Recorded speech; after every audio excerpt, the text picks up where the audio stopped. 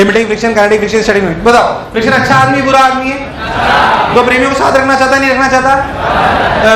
इसका पिताजी कौन है? इसकी डायरेक्शन किधर होती है? Along the surface. कैसे होती है? और अलोंग द सरफेस में किधर होगी? कैसे जज करते हैं कि क्या it always tries to oppose the relative motion? It always tries to oppose the, जो बड़ा है उसकी बातें करते हैं, वैसे कांटेक्ट फोर्स का बेटा है, कांटेक्ट फोर्स का बेटा है, अलोंग द सरफेस लगता है, इसका दूसरा बेटा नॉर्मल रिएक्शन होता है। क्या है फ्रिक्शन नॉर्मल रिएक्शन पे डिपेंड करता है? क्या है फ्रिक्शन नॉर्मल रिएक्शन पे डिपेंड करता है? नॉर्मल रिएक्शन का उत्तर ज्यादा होगा क्या? म्यू पे डिपेंड करता है। जब तक कोई चीज रुकी रहे क्या स्टैटिक फ्रिक्शन लगता है? ये स्टेटमेंट सही है पूरा या गलत है? चीज रुकी हुई होती है तब स्टैटिक फ्रिक्शन लगता है। छोटी छोटी चीज और पूछ रहा हूँ, क्या स्टैटिक फ्रिक्शन तब भी लग सकता है जब चीज चल रही हो? अरे हाँ ना, कई बात भी पहले बोल चुका हूँ यार। अगर मैं इस पर्स को ऐसे साथ ले जा रहा हूँ, क्या मेरा हाथ इस पर्स पर फ्रिक्शन लगा रहा है? Static kinetic, static kinetic. जबकि क्या पर्स चल रहा है? जबकि पर्स। स्टैटिक फ्रिक्शन का मतलब है दोनों सरफेसेस के बीच में कोई रिलेटिव स्लिपिंग होनी। स्टैटिक फ्रिक्शन का मतलब बच्चा समझ लेता है कि चीज रुकी हुई है, चीज रुकी हुई है, ऐसा कोई जरूरी। पक्की बात? क्या काइनेटिक फ्रिक्शन लग सकता है जब चीज चल रही हो? ऐसे ही पूछ रहा हूं, सॉरी रुकी हुई हो। क्या काइनेटिक फ्रिक्शन किसी बॉडी पे लग सकता है अगर वो रुकी हुई हो? ऐसे पूछ रहा हूं, common sense. Is it possible to have kinetic friction when a body is at rest? Yes और नो? यस और नो? सोच के बोलो। मेरा क्वेश्चन, काइनेटिक फ्रिक्शन सब लोग जानते हो? काइनेटिक फ्रिक्शन तब आता है जब दो बॉडी के बीच में क्या आती है? मैं पूछूं क्या किसी बॉडी पर काइनेटिक फ्रिक्शन लग सकता है अगर वो रुकी हुई है? अरे स्टेटमेंट है मल्टीपल करेक्ट का, बोलिए बोलिए। It is possible to have kinetic friction on a body at rest. सब लोग बोलो। हो सकता है?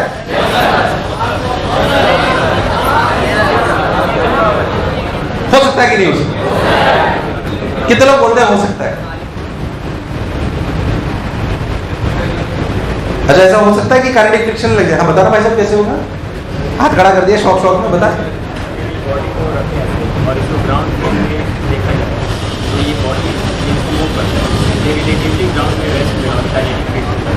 ठीक बोल रहा है, सही बोल रहा है। ध्यान सुनना, इलस्ट्रेशन थोड़ा समझ आ जाएगा। ये बड़ा ब्लॉक है, इसके ऊपर रस्सी से एक ब्लॉक रखा हुआ है। इस वाले ब्लॉक को चलाना चालू कर दो। ये रुका हुआ है नहीं रुका हुआ? इन दोनों के बीच में कैसा फ्रिक्शन?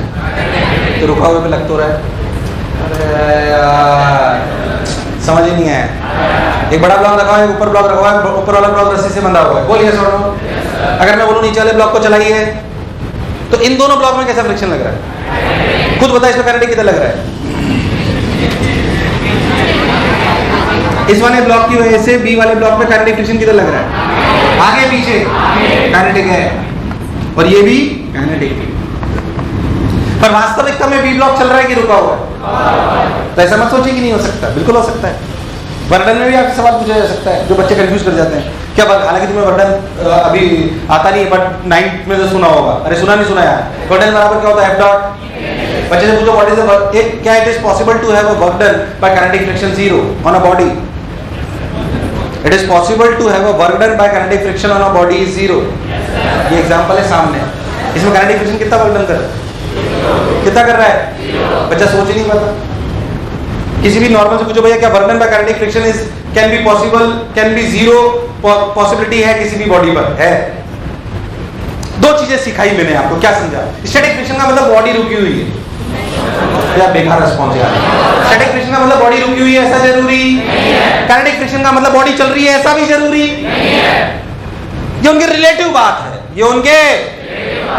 अगर अपन बात करें तो सोच के देखो, अगर एक ब्लॉक यहाँ रखा हुआ है ए, एक ब्लॉक यहाँ रखा हुआ है ब्लॉक बी, और ये वाला ब्लॉक पर फोर्स लगाया गया, पर पाया गया कि दोनों का एक्सेलरेशन सेम है। अगर दोनों का एक्सेलरेशन सेम है तो यहाँ पे स्टैटिक लग रहा है कि kinetic? Static kinetic, static kinetic.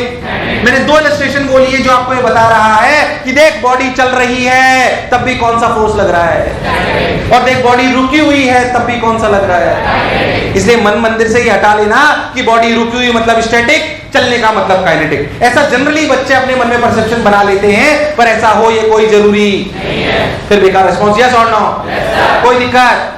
ये बात अपने शब्दों में लिख लो जो तुम्हें अच्छा लगे, सोचने वाली बात है, क्योंकि फटाफट उतार लो, आगे बढ़ता हूं। कि बॉडी रुकी हुई हो तो ही स्टैटिक हो ये जरूरी नहीं है।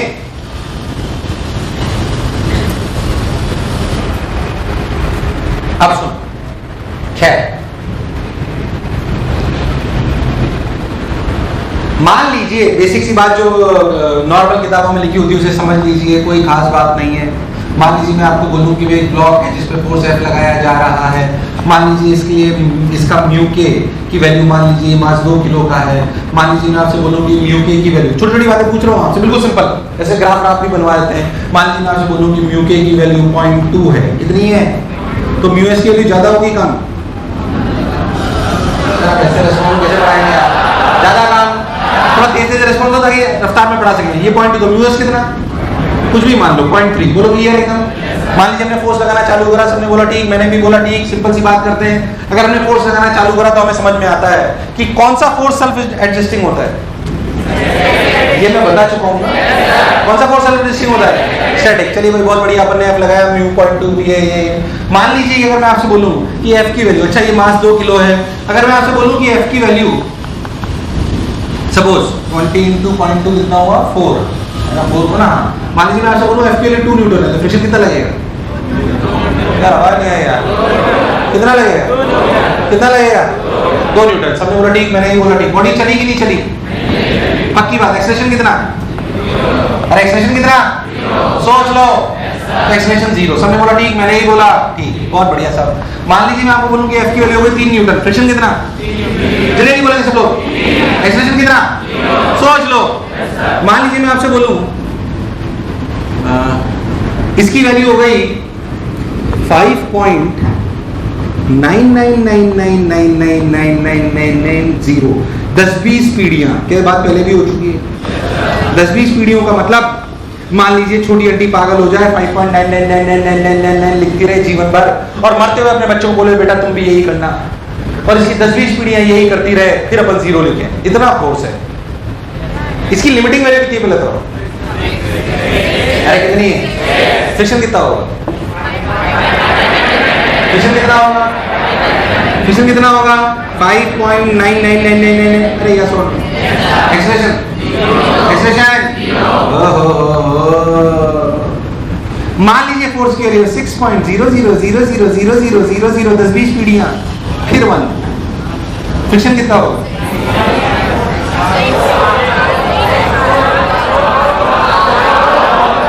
अरे कितना होगा? 4 की 6। यहाँ बॉडी चल रही थी कि नहीं चल रही थी?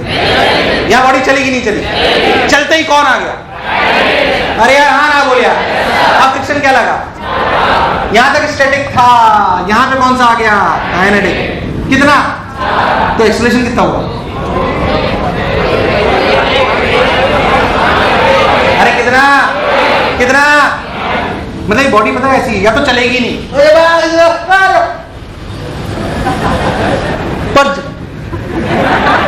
पर जैसे ही आप स्टैटिक फ्रिक्शन से ज्यादा बोलो, ओ यार जिसको मैंने समझाया था कि वो एकदम से चलने लगी, उसका एकदम से एक्सेलरेशन कितना आ जाएगा? 1। क्या ये बात लॉजिकली समझ में आती है? ये बात लॉजिकली समझ में? मान लो कि इसके बाद में F के लिए 10 न्यूटन कर लूं, तो फ्रिक्शन कितना? कितना? अब फ्रिक्शन में कोई चेंज? हाँ, एक्सेलरेशन बढ़ता जाएगा, वो एक अलग बात है। एक्सेलरेशन बढ़ता जाएगा, वो एक। किताबों में स्टैंडर्ड तरीके से ग्राफ बनाया जाता है, कोई उसमें खास बात नहीं है। एक ग्राफ बनाया जाता है जिसमें हॉरिजॉन्टल एक्सिस पे लिया जाता है force applied on a simple block placed on a surface, and here comes the friction.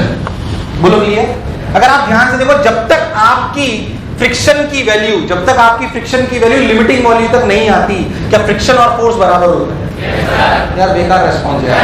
जब तक लिमिटिंग वैल्यू तक ना हो फ्रिक्शन और फोर्स, इसलिए ग्राफ पहले ऐसे स्ट्रेट लाइन बनता है। कहां तक? क्या ये F, क्या ये लिमिटिंग वैल्यू है जिसे क्या आप μSN बोलते हो? F limiting. F डरना मत, किताबी बात है, कोई रॉकेट साइंस नहीं है। जैसे ही इसको क्रॉस करा, अब μSN लग रहा है कि μKN? μSN μKN। अरे सोच लो, अब म्यूकेन लगेगा, वो इससे कम की ज्यादा, क्या वो शायद यहाँ कहीं होगा म्यूकेन? अच्छा वो ऐसे लगे, अभी कांस्टेंट क्यों हो गया? उसके बाद कितना भी फोर्स लगाओ इसमें चेंज आने वाला यहाँ पे क्या एकदम से एक बीप आती है? अरे हाँ ना बोले यार, नहीं आया, आया कि नहीं आया? जरूर आपने ग्राफ देखा होगा, 110% हर 9वीं 10वीं की किताबों में भी ये होता है। क्या आपको मेरी बात समझ आई है या और मैं करूं? क्या पिक्चर एकदम क्लियर है? उतार ले, फटाक से उतार ले, रफ्तार तेज, पागल हो जाते हैं। सिंपल सिंपल सवालों से चालू करते हैं, बिल्कुल जैसे एनएलएम स्टार्ट करा था वैसे। देखिए मान लीजिए मैं आपसे बोलूं एक एक सवाल पर निपटाते हैं ना इन चीजों को, ये सवाल सही करना, गलत मत करना। इस सवाल का आंसर ओरली देना, उतारना मत इसे। सुन, 2 किलो, म्यू की वैल्यू 0.2, इधर फोर्स लगाया 6 न्यूटन, एक्सेलरेशन बताओ ओरली।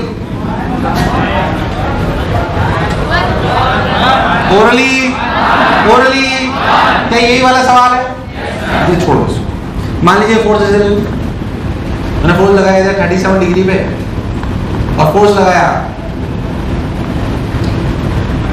20 न्यूटन, बताओ एक्सेलरेशन।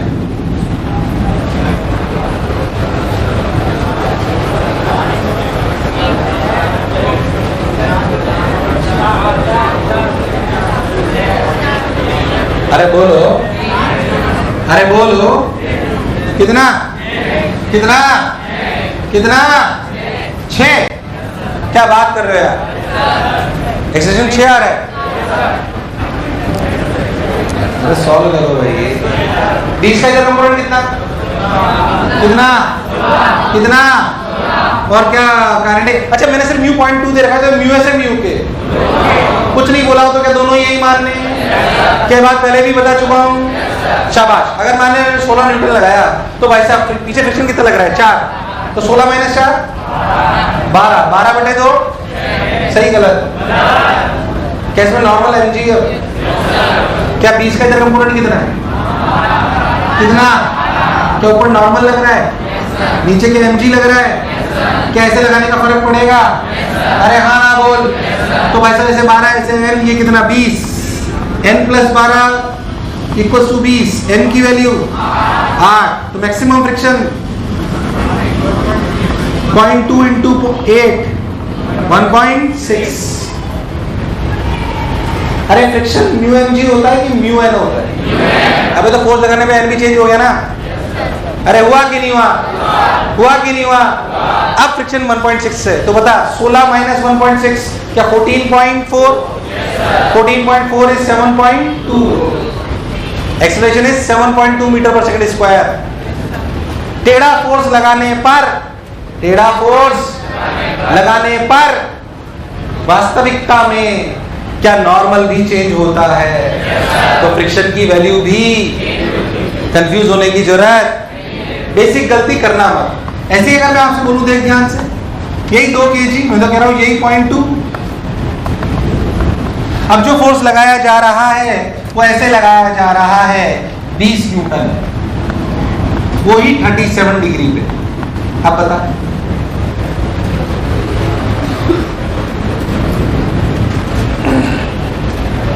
वही बॉडी वही सरफेस ऐसे की बजाय ऐसे लगा दिया, क्या फर्क पड़ेगा? फर्क पड़ेगा कि नहीं पड़ेगा? फर्क पड़ेगा नहीं पड़ेगा? पड़ेगा नहीं पड़ेगा? तो बताओ क्या पड़ेगा?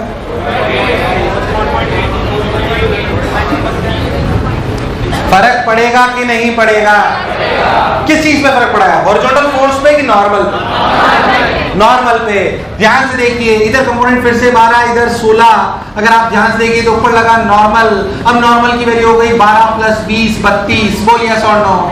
32 × 0.2 मतलब 6.4। यार तुम्हें नहीं आया?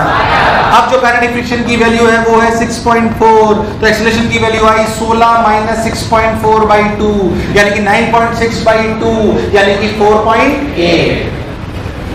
4.8। बोल किसमें एक्सेलरेशन ज्यादा है? ऐसे खींचने में कि ऐसे खींचने में? अब सोच बॉडी को अगर चलाना हो तो कोई गधे की तरह ऐसे फुल लगाए या उसको ऐसे लगाना चाहिए अगर चलाना है। अरे कॉमन सेंस की बात। तुमने अगर कभी देखा हो तो ग्रास कटर वाली मशीन नहीं होती, उसको ऐसे चलाओ तो नहीं चलती, ऐसे चलाओ तो। यार तुमने कभी ध्यान ही नहीं दिया है। कभी देखो घास काटने वाली मशीन होती है, हम तो सर उसी से काटते कतल कतल। अरे देखिए कभी मशीन है उसमें ऐसे स्टैंड होता है, जैसे घास काटने वाली मशीन है ऐसे स्टैंड होता है, जैसे पकड़ के चलाते हैं। उसको ऐसे धक्का लगाओ तो क्योंकि आप ऐसे फोर्स लगा रहे हो तो उसका चलना इतना आसान। उसका ऐसे खींचो, यार तुम्हें नहीं आया तो उसका चलना बहुत क्या कॉमन सेंस की बात है, बिल्कुल कॉमन सेंस। और इसमें कोई रॉकेट साइंस। मैं आपसे सिर्फ एक बात जानना चाहता हूं, ध्यान से समझें और सब लोग हाँ में जवाब देंगे उसका, नहीं हो तो भी। क्या अपने मन में एक बात बसा लो, एक ब्लॉक रखा हुआ है m मास का, मैं फोर्स कितने भी लगा लूं, किसी भी डायरेक्शन में लगा लूं और म्यू दे दूं, क्या तू एक्सप्रेशन निकाल सकता है? यस और नो? एक फोर्स और दो फोर्स। क्या मैंने एनएलएम में भी ऐसे उठाना चालू करा? अब उसमें एक और चीज जोड़ दी, फ्रिक्शन। कौन जोड़ दी? पर फ्रिक्शन का ध्यान दोनों तरफ रखना पड़ेगा क्योंकि वो नॉर्मल पे, इसलिए याद करके एनएलएम में मैंने सब जगह नॉर्मल निकलवाया था ताकि आपको पता पड़े कि नॉर्मल निकालना आएगा तभी मुझे फ्रिक्शन निकालना आएगा, फ्रिक्शन निकालना आएगा तभी मेरी बात बनेगी। पहले था जो मैं बोला क्या चमका। तो एक कॉमन सेंस की बात अपने मन मंदिर में सेट होनी। अब अपने मन से पूछिए, अगर एक सिंगल ब्लॉक एक सर्विस में रखा हुआ है, कितने भी फोर्सेस लगे हुए हैं, अगर फ्रिक्शन दिया हुआ है म्यू की वैल्यू, क्या मैं सवाल कर सकता हूं?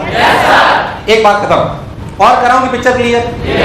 Block on a rough surface in a horizontal plane with any number of forces मैं सॉल्व कर सकता हूं। Picture clear? एक और इसका सवाल जो हमारे जहन में होना चाहिए और नॉर्मली बात होनी चाहिए, मान लीजिए कोई आपको बोले, ध्यान से सुनना, मान लीजिए कोई आपको बोले कि एक ब्लॉक एम रखा हुआ है और इस पे म्यू फ्रिक्शन है, बताओ कितना मिनिमम फोर्स चाहिए कि ये ब्लॉक चलने लगे? मेरी बात ध्यान से, कोई आपको बोले कि एक ब्लॉक रखा हुआ है, सिंपल सवाल, फिर आगे बढ़ते हैं। मान लीजिए एक ब्लॉक है, सिंपल सर्फेस रखा हुआ है, उसको कोएफिशिएंट ऑफ फ्रिक्शन म्यू है, कोई आपसे पूछे मिनिमम फोर्स कितना चाहिए कि चलने लगे? कितना? म्यू में से कम पे चला के बताऊंगा। मैक्सिमम बच्चा क्या करता है, सुन लिया, ध्यान सुनना, जिसने नहीं सुना अच्छी बात है और जिसने सुना है वो ध्यान से देख। बच्चा क्या करता है, चलाने के लिए फोर्स ऐसे लगाना पड़ेगा, ऐसे चलाने के लिए मिनिमम फोर्स म्यू mg चाहिए। ये किसने बोला ऐसे ही लगाइए फोर्स? क्या टेढ़ा भी लगा सकते हैं? कैसे लगाने से नॉर्मल कम हो जाता है? अरे यार, तो क्या फ्रिक्शन भी कम चाहिए? यार तुझे मेरी बात समझ? अरे नहीं आई? अरे आई कि नहीं आई? ध्यान समझना। इसलिए अगर कोई पूछे what is the minimum force required to move a particle which is placed on a rough surface with coefficient of friction mu, तो आपको क्या करना है समझे। आप मान लो फोर्स ऐसे लगाओ F, एंगल थीटा,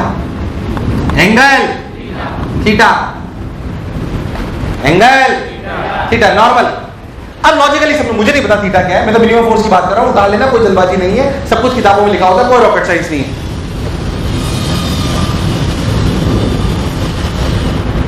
कंट्रोल। इधर कितना फोर्स? सब लोग बोले इधर कितना, इधर कितना, बोलो क्लियर है? नॉर्मल की वैल्यू बोलिए सब लोग, mg माइनस, अरे हाँ ना बोल यार। तो जो लिमिटिंग वैल्यू की फ्रिक्शन हुआ वो म्यू n, क्या म्यू n की वैल्यू हुई mu mg minus mu f sin theta. पहले था यस और नो? अगर ये सिचुएशन है तो इतना फ्रिक्शन मैक्सिमम हो सकता है। तो चलाने वाला फोर्स कौन है? F cos। ये कब चलेगा? जब F cos थीटा किससे बड़ा हो? क्या आवाज है? किससे बड़ा हो? इससे। जस्ट चलने की कंडीशन, याद रखो चलने की कंडीशन क्या है? F cos theta should be greater than equal to, F cos theta should be greater than equal to, क्या सबको समझ आ रहा है? Should be greater than equal to mu mg minus mu f sin theta. So common F ले लो तो it should be greater than equal to mu mg by cos theta plus mu sin theta. तुम्हें मेरी बात समझ? F कम से कम इससे बड़ा होना चाहिए, पर ये तो थीटा पर डिपेंडेंट है। ये तो इसको देख, इस क्वांटिटी को देख कैसे लिख सकते हैं? Mu mg by mu mg, ध्यान से देख, इसको अगर कभी सुनाओ, इसे डिवाइड कर दो under root of 1 plus mu square से अंडर रूट ऑफ 1 प्लस तुम्हें नहीं आता है? तो ये बन जाएगा साइन अल्फा, ये बन जाएगा, तुम्हें नहीं आया भाई। अगर मैं ऐसे ट्राइंगल ले लूँ, देख कैसा, इस पूरे सिस्टम को डिवाइड कर दूं, under root of 1 plus mu square और under root of 1 plus mu square, और डिवाइड भी कर लूं ऐसे। कैसे लिख सकता हूँ? अब समझना, क्या ये 1/1 under root of 1 plus mu square है? क्या mu by under root of 1 plus mu square है? मतलब इस प्रकार का ट्राइंगल, देखिए ध्यान से, जिसमें ये एंगल अगर थीटा है तो ये म्यू है, ये 1 है, ये under root of 1 plus mu square है। क्या ट्राइंगल समझ आया है? अरे कभी तो हाँ ना बोल। समझने के लिए हम इसे लिख सकते हैं mu M G by under root of 1 plus mu square, under root of 1 plus mu square. क्या इसे बोल सकते हैं साइन अल्फा? ये थीटा नहीं, सॉरी अल्फा मानो इसे। क्या इसे बोल सकते हैं साइन अल्फा? इसे बोल सकते हैं sine alpha cos theta plus cos alpha sin theta is what? क्या this term can be written as sin alpha plus theta? Yes sir. अब सोच के देखो, yes sir तो है ही। अब सोच, ये वैल्यू मैं क्या चाहता हूँ, इस f की मिनिमम वैल्यू हो कि मैक्सिमम? मैंने से पूछा गया minimum force required to move the block, minimum force required to move the block. सोचिए ये f की मिनिमम वैल्यू कब होगी? जब क्या साइन अल्फा प्लस थीटा 1 हो? यार नहीं आया, अरे नहीं आया। सोच के देखो, F minimum implies sine alpha plus theta equals to 1। अरे ये वैल्यू मिनिमम कब होगी? जब ये वैल्यू मैक्सिमम होगी, बट साइन की वैल्यू 1 से बड़ी होना पॉसिबल। तो सोच एफ मिनिमम की वैल्यू क्या है? Mu M G by under root of 1 plus mu square. कोई आपसे पूछो what is the minimum force required to move a block, तो आंसर म्यू एम जी कि mu M G by under root of 1 plus mu square. यार मुझे ऐसा क्यों लगा तुम्हें कुछ समझ नहीं आया? कोई जरूरी थोड़ी हॉरिजॉन्टल फोर्स लगाए, टेढ़ा लगा सकते हैं। टेढ़ा कितना लगाए? Mu M G by under root of 1 plus mu square. अच्छा पूछे कितने एंगल पे? देखो क्या sine alpha plus theta equals to 1, यानी कि alpha plus theta equals to 1, यानी कि alpha plus theta equals to pi by, तो क्या अल्फा इक्वल्स टू, या थीटा ही पूछा ना, या theta equals to pi by 2 minus alpha, pi by 2 minus, मतलब ध्यान से देखो तो ये अल्फा है तो ये थीटा है। अरे यार मिनिमम के लिए ये अल्फा है तो वो, या तुम्हें नहीं आया? आया नहीं आया? तो ध्यान से देखो, तो अगर ये थीटा है तो ये एंगल जो tan थीटा है जो फॉर मिनिमम, यानी मिनिमम वैल्यू क्या होगी? ध्यान सुनना, मिनिमम वैल्यू ऐसे लिखी जा सकती है, एफ मिनिमम की वैल्यू है mu M G by under root of 1 plus mu square and the angle corresponding to this is tan inverse, ध्यान से देख, tan inverse mu, tan inverse, tan inverse. मतलब अगर मुझे किसी ब्लॉक को चलाना है तो मिनिमम फोर्स लगाना चाहिए mu M G by under root of 1 plus mu square. और क्या हॉरिजॉन्टल लगाना चाहिए कि टेढ़ा लगाना चाहिए?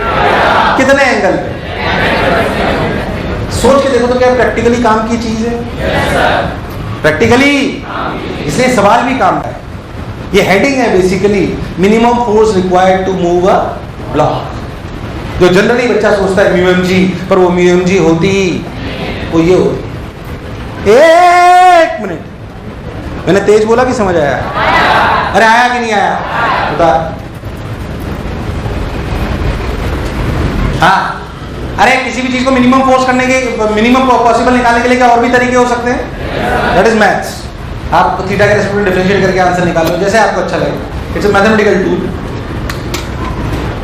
हाँ भाई, तो एक मन से भ्रम हटा दीजिए कि मिनिमम फोर्स पे चलाने के लिए म्यू एम जी फोर्स चाहिए, वो उससे भी कम हो सकता है। अगर टर्न पे इसी के आगे मैं आपको बढ़ाऊंगा, क्या इसी एक सिंगल ब्लॉक को इंक्लाइन प्लेन पे रखूंगा जैसे एलएम में करा था, फिर क्या 2 ब्लॉक ले लेंगे, फिर क्या उनको इंक्लाइन पे ले लेंगे, उन पे रस्सियां बांध देंगे, पुली ब्लॉक सिस्टम जोड़ देंगे, सूडो फोर्स कर लेंगे, फ्रिक्शन खत्म। अरे भाई साहब, जो सीक्वेंस एलएम में पकड़ी उन सवालों में आप क्या क्या डालते जाएंगे? फ्रिक्शन। तो इससे अपने आप उसको समझ में आता जाएगा जो पहले की बातें सुन चुका है, उसमें कोई रॉकेट साइंस आने वाली नहीं है, तो डरने की आवश्यकता नहीं। चलिए बाय बाय।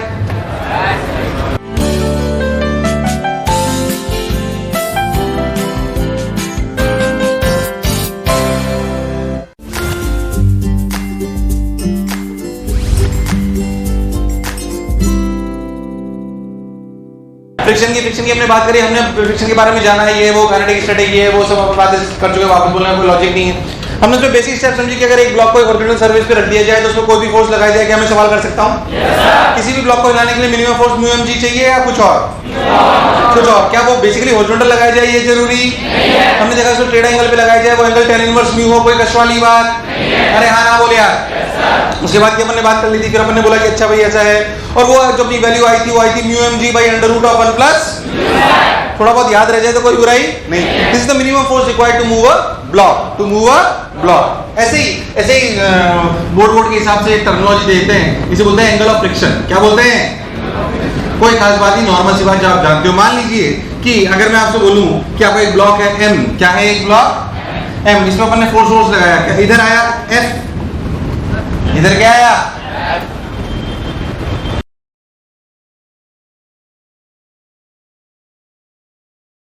नहीं मिलता तो कोई बात नहीं, अच्छी बात है, शाबाश, गुड। हाँ खैर, अपन काम की बात करें तो इधर लगा फ्रिक्शन, इधर लगा नॉर्मल, कोई दिक्कत वाली बात? क्या फ्रिक्शन के लिए होती है म्यू एन? अरे क्या होती है? अरे नहीं आया। इन दोनों के बीच का एंगल जो बेसिकली यहाँ से है उसे अपन क्या बोलते हैं? Contact force. क्या बोलते हैं? Contact force. ये कांटेक्ट फोर्स यहाँ से एंगल बनाते हैं, इसे बोलते हैं लैम्डा। क्या बोलते हैं? ये angle of friction time pass है, कोई खास लेना नहीं। बोलो इसकी वैल्यू कितनी है अगर ये लैम्डा बोलूं तो? बोल रहा यार, असलियत में क्या tan लैम्डा की वैल्यू बेसिकली अगर अपन ध्यान से देखें तो क्या F बाई N है? अरे क्या है भाई? नॉर्मल रिएक्शन और फ्रिक्शन का जो रिजल्टेंट होता है क्या उसे कांटेक्ट फोर्स कहते हैं? क्या कहते हैं? Contact force. तो अपन ने बोला tan lambda equals to F by N, अगर अपन ध्यान से देखें F की मैक्सिमम वैल्यू तो क्या लिखेंगे? म्यू। क्या लिखेंगे? म्यू। N ने N को, तो क्या लैम्डा की वैल्यू है tan इनवर्स म्यू?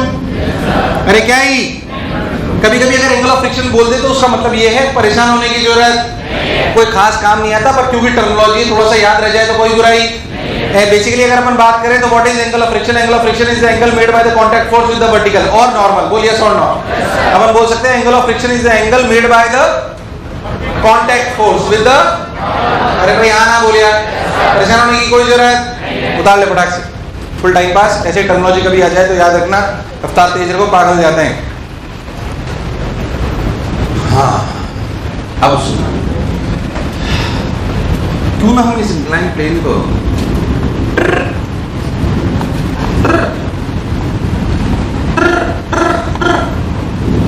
है ना,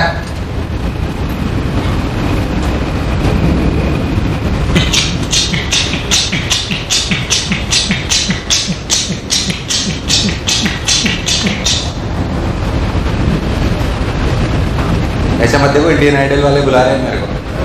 इंक्लाइन प्लेन पे बात करते हैं। बेसिकली अभी जो हमने बात करी, क्या ब्लॉक होना हॉरिजॉन्टल सरफेस?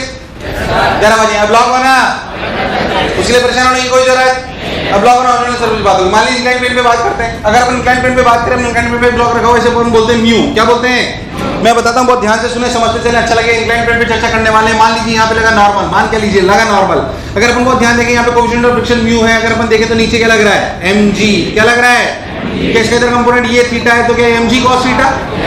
यार आवाज नहीं, हाँ ना बोले यार, क्या इधर लगा mg sin थीटा? अगर आप बहुत ध्यान से देखो तो आपको समझ में आता है कि अगर अपन बात करेंगे मैक्सिमम फ्रिक्शन क्या होगा, मैक्सिमम फ्रिक्शन पॉसिबल होता है म्यू एस एन। क्या होता है? अभी एस और के में आपको मैं कंफ्यूज नहीं कर रहा हूं, मैं म्यू एन लिख देता हूं। क्या एन की वैल्यू mg cos थीटा? एन की वैल्यू बिल्कुल सिंपल सी बात, तो मैंने लिखा म्यू mg cos थीटा। ये फ्रिक्शन लगेगा या इतना लग सकता है? इतना मैक्सिमम वैल्यू है, मतलब जीरो से लेकर यहाँ तक इतना फ्रिक्शन लग सकता है। इतना लगेगा नहीं लगेगा इस बात पर डिपेंड करेगा कि mg sin थीटा इससे बड़ा है या छोटा है। यार हाँ ना बोल, सोचिए ब्लॉक जस्ट कब चलेगा या कब चलेगा? कब चलेगा? क्या चलने की कंडीशन? किसकी कंडीशन? चलने की कंडीशन का मतलब क्या mg sin theta should be greater than mu mg cos theta, वरना इसका चलना पॉसिबल। mg ने mg को मार दिया, म्यू कुछ गड़बड़ तो नहीं करी मैंने? सही कर रहा हूं क्या? तो tan theta should be greater than mu, तो theta should be greater than tan inverse. नहीं आया? इसका मतलब क्या समझे? थीटा इससे कम होगा तो मान लीजिए मैं बोलूं कि theta is less than tan inverse mu, सब लोग बोलेंगे अगर थीटा tan इनवर्स म्यू से कम है तो चलेगा नहीं चलेगा? अगर ऐसा है तो एक्सेलरेशन क्या होगा? क्या होगा? फ्रिक्शन क्या होगा?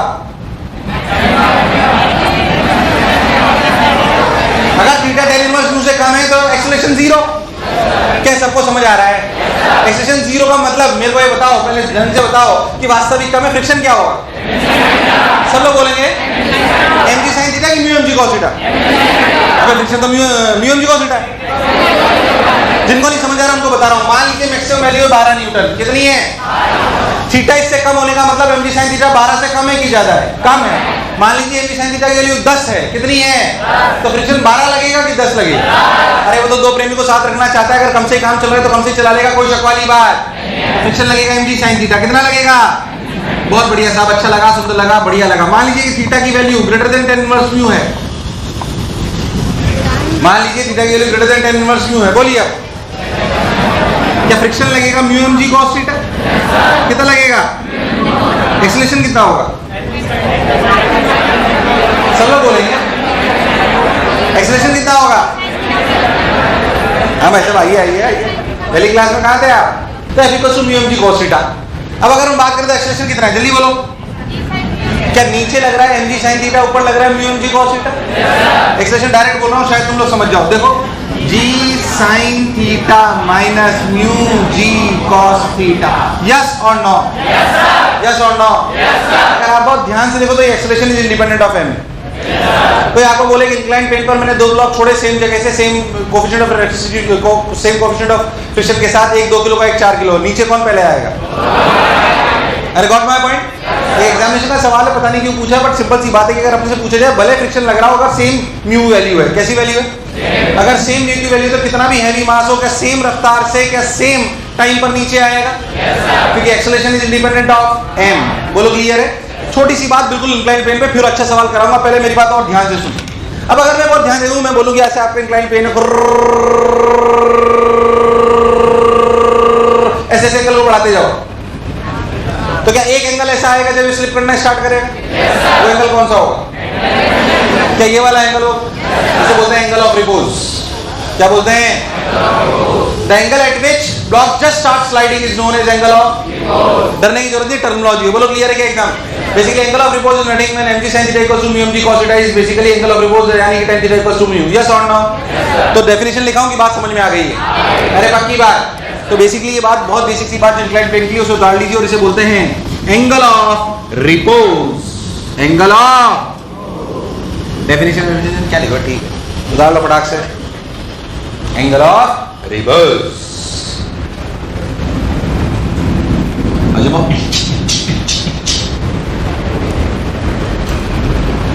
अब मान लीजिए मैं आपसे बोलूं कि एक ब्लॉक है, मान लीजिए 37 डिग्री पे रखा हुआ है। कितने पे? 37 पे लें क्या? 53 लेते हैं, अच्छा लगेगा थोड़ा। चलेगा नहीं तो साला के समझने के लिए बात करते हैं, ध्यान देखिए। मान लीजिए अगर 53 डिग्री है, मान लेते हैं यहाँ पे 2 किलो का ब्लॉक रख दिया गया। कितने का? 2 किलो का ब्लॉक रख दिया गया। मैं कहता हूँ म्यू के लिए 0.4, फिर तो चलेगा नहीं चलेगा?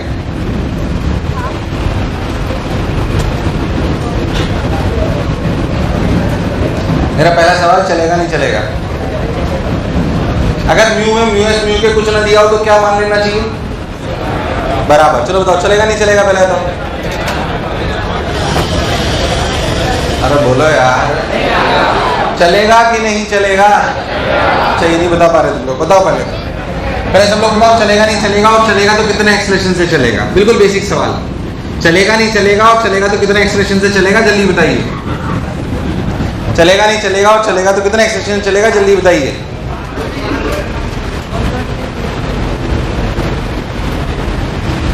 चलेगा नहीं चलेगा और चलेगा तो कितने एक्सेलरेशन से चलेगा? जल्दी बताइए फटाक से। ये सवाल नहीं है वैसे वास्तविकता में। पहले तो mg sin थीटा कितना है?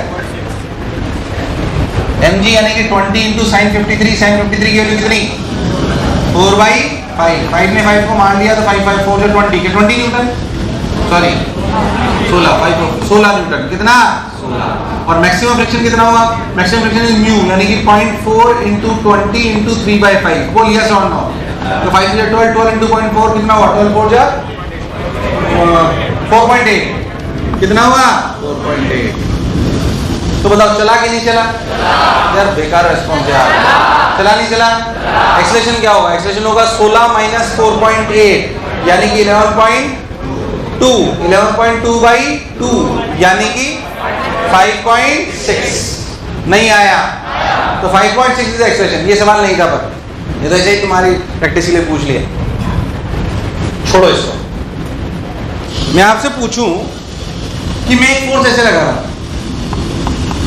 मैं पूछूं F minimum so that 2 kg at rest, orally बोले।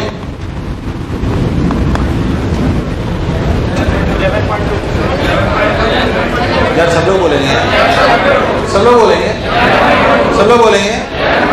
अरे पक्का, अरे आवाज नहीं आना बोल यार। अगर मैं आपसे बोलूं कि मिनिमम फोर्स क्या चाहिए कि 2 kg रेस्ट पर रहे तो आपका आंसर क्या है? ऐसा कैसे बोल पाए सब लोग? क्या इसमें नीचे की तरफ 16 लग रहा है? क्या ऊपर पॉइंट इसी 0.5 लो, थोड़ा अच्छा आएगा क्या? एक देखा 0.5 लेंगे तो कितना आएगा ये? 0.5 लेंगे तो एफएक्स कितना आएगा? अरे कितना आएगा? 6। अब बोलो, अरे सब लोग बोलो, सब लोग बोलो, सब लोग। थोड़ा समझाने में आसान होगा, आगे चीजें समझानी है मेरे को, कोई खास बात नहीं। बोलो कितना मिनिमम फोर्स चाहिए? क्या नीचे लग रहा है 16? क्या ऊपर लग रहा है 12 का 0.5 6? अरे हाँ ना बोल। तो इसको क्या कम से कम 10 लगना पड़ेगा? ये बात सबको समझ आ रही है कि और समझाऊं? अरे पक्की बात। तो भाई साहब मुझे एक बात समझ में आ गई कि अगर F की वैल्यू 10 न्यूटन है, कितनी है? 10 न्यूटन, तो फ्रिक्शन की वैल्यू कितनी है? फ्रिक्शन की वैल्यू 6 न्यूटन है, जो कि ऊपर की तरफ है, और एक्सेलरेशन की वैल्यू 0 है। मुझे लगा नहीं तुम्हें आया। सोच, अगर मैं अपना फोर्स, इतना मिनिमम फोर्स चाहिए कि मैं इसे रोके रखूं। सोच अगर मैं फोर्स इससे बढ़ाऊं तो किधर जाएगा? किधर जाएगा? अगर मान लीजिए मैं इस फोर्स को बढ़ाकर 10 की बजाय 12 कर दूं, क्या ऊपर जाने लगे? यार हाँ ना बोल यार। सोच लो ऊपर एक्सेलरेशन क्या होगा? अगर मैं इस फोर्स को 12 कर दूं, बोलो क्या होगा? सब लोग बोलो 12 कर दूं क्या होगा? एक्सेलरेशन क्या होगा? कितना? कितना? अरे ऊपर जाएगा कि नहीं जाएगा? जाएगा नहीं जाएगा? नहीं जाएगा। गधे हो क्या? फ्रिक्शन क्या कहते हैं? दोनों साथ रहेंगे अलग, साथ रहेंगे अलग, साथ रहेंगे अलग। सर इधर से देखो सर, 12 नीचे लगे 16, ऊपर लगा 6। क्यों लगेगा 6? क्यों लगेगा 6? 6 किसे लग रहा था ताकि रुका रहे? अब सोच के देखो, मान लीजिए मैंने इधर, इधर कितना लग रहा है? 16, इधर कितना लग रहा है? 12। फ्रिक्शन क्या चाहता है? दोनों साथ रहे अलग। अच्छा, फ्रिक्शन की मैक्सिमम वैल्यू कितनी हो सकती है? 6। सो इधर 16, इधर 12। फ्रिक्शन अगर ऊपर 4 लग जाए तो रुका रहेगा ना, तो 6 क्यों लगेगा? वो पागल है, फ्रिक्शन खुद ही ऊपर चढ़ाएगा। अरे फ्रिक्शन क्या चाहता है? फ्रिक्शन 6 है कि एडजस्टेबल है? फिर भूल क्यों जाते हो? ऊपर चढ़ा दिया फ्रिक्शन से। फ्रिक्शन क्या चाहता है? दोनों प्रेमी साथ रहे अलग। अबे 4 लगने भी साथ रह रहे हैं, वो तो अलग क्यों करेगा? वो पागल थोड़ी है वो। तो लोग कह रहे हैं साला गलत पढ़ा रहा है, साले को आता नहीं है, ऐसे टाइम पास कर रहा है। अरे आया कि नहीं आया? बोल फ्रिक्शन कितना लगेगा? कितना लगेगा? किधर? किधर? Static kinetic, static kinetic. सोच लो। एक्सेलरेशन, एक्सेलरेशन नहीं आया। मान लो कि मैंने इसकी वैल्यू कर दी 14 न्यूटन। फ्रिक्शन, अब समझ आया? फ्रिक्शन, स्टैटिक काइनेटिक, एक्सेलरेशन, मान लीजिए मैंने कर दिया 16। सोच लो। एक्सेलरेशन, मान लो मैंने 18 कर दिया। अब बोल एक्सेलरेशन आया कि नहीं आया? आया कि नहीं आया? अब ब्लॉक किधर जाएगा? किधर जाएगा? नहीं जाएगा, अभी भी नहीं जाएगा। अरे फ्रिक्शन को कसम खा रखी साला पीछे लगेगा। क्या वो इधर लगना जरूरी है? इधर भी लग सकता है। तो अगर मैंने इस फोर्स को, अगर मैंने इस फोर्स को 18 ऊपर कर दिया तो नीचे कितना? 16, तो 2 पीछे लग जाए। दो। अरे सेल्फ एडजस्टिंग ऑसिलेटर को समझिए, उसे फिजिक्स आती है, भूलिए मत। आपसे अच्छी फिजिक्स आती है उसको। स्टैटिक फोर्स 2 न्यूटन, किधर? नीचे। Acceleration 20 Newton, 20 Newton. सोच लो इधर, अरे पक्की बात, 24। हाँ मेरी गलती जल्दी पकड़ ली, इसी वजह से तुम दोगे, मैं तुम बोला नहीं, दादा बोलो मत, चले मैं भाग जाऊंगा अभी। 24 न्यूटन।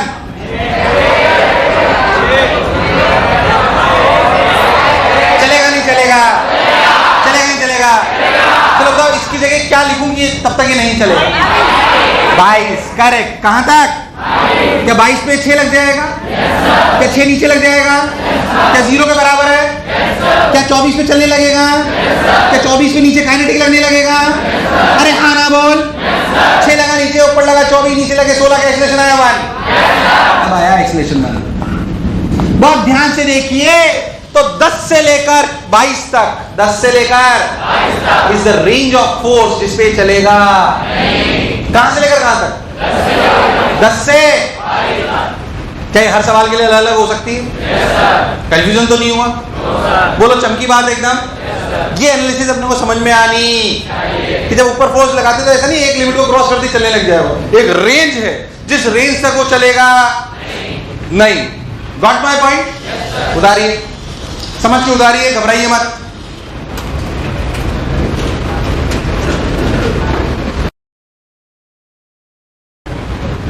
आज का लेक्चर फिर कह रहा हूं, उतरना छूट भी जाए तो कोई फर्क, छोटे छोटे कॉन्सेप्ट सवालों के माध्यम से सिखाऊंगा फ्रिक्शन के। बाकी फ्रिक्शन में थ्योरी कुछ ज्यादा, थ्योरी तो खत्म हो गई। अब सवालों की फॉर्मेट, कब कैसे सवाल होंगे तो अपने को क्या सोचना चाहिए, कैसे सवाल होंगे तो और क्या सोचना चाहिए, उस तरीके की बातें हैं। तो हर एक कॉन्सेप्ट का एक सवाल लेना चाहता हूं, देखिए ध्यान से। एक तो इस तरीके की बात फ्रिक्शन में जो आ गई। अब मान लीजिए मैं आपसे बोलूं कि अगर आपको इंक्लाइन प्लेन पर ऐसे कोई भी एक सवाल देता हूं, मान लीजिए 37 डिग्री लेता हूं, ये ब्लॉक 2 किलो लेता हूं, सवाल को सही कर देना ताकि मुझे कॉन्फिडेंस आ जाए कि तुम्हें कॉन्फिडेंस आ गया। मान लीजिए फोर्स ऐसे लगाता हूं, मुझे नहीं पता अपन क्या डेटा ले रहे हैं, 20 न्यूटन ऐसे फोर्स लगाता हूं, यहाँ पे म्यू की वैल्यू 0.2 ले लेता हूं। आपको खुद को बताना है चलेगा नहीं चलेगा, चलेगा तो किधर चलेगा, जिधर चलेगा उधर एक्सीलरेशन क्या होगा। Got my point? अरे मैंने इंक्लाइन प्लेन पे फोर्स और लगा लिया, वो भी इंक्लाइन प्लेन के पैरेलल नहीं, टेढ़ा मेढ़ा। क्या अपन सवाल कर सकते हैं? करिए सवाल, मुझे बताइए ब्लॉक चलेगा नहीं चलेगा, चलेगा तो किधर चलेगा, तो क्या एक्सीलरेशन होगा, ये है वो, और नहीं चलेगा तो फ्रिक्शन क्या लग रहा होगा। कोई रॉकेट साइंस तो लग नहीं रही। ई है 2 kg, 20 नीचे लगत है और 20 इधर लगत है। अगर बहुत ध्यान से देखें तो ई एंगल 37 है और ई 53 है। इधर नॉर्मल लगत है, 20 का इधर 16 और इधर 12, कुल मिला के हो गया 28 और नॉर्मल की वैल्यू हो गई 28। इस वाली डायरेक्शन में इसका कंपोनेंट 16 है और इसका 12 है।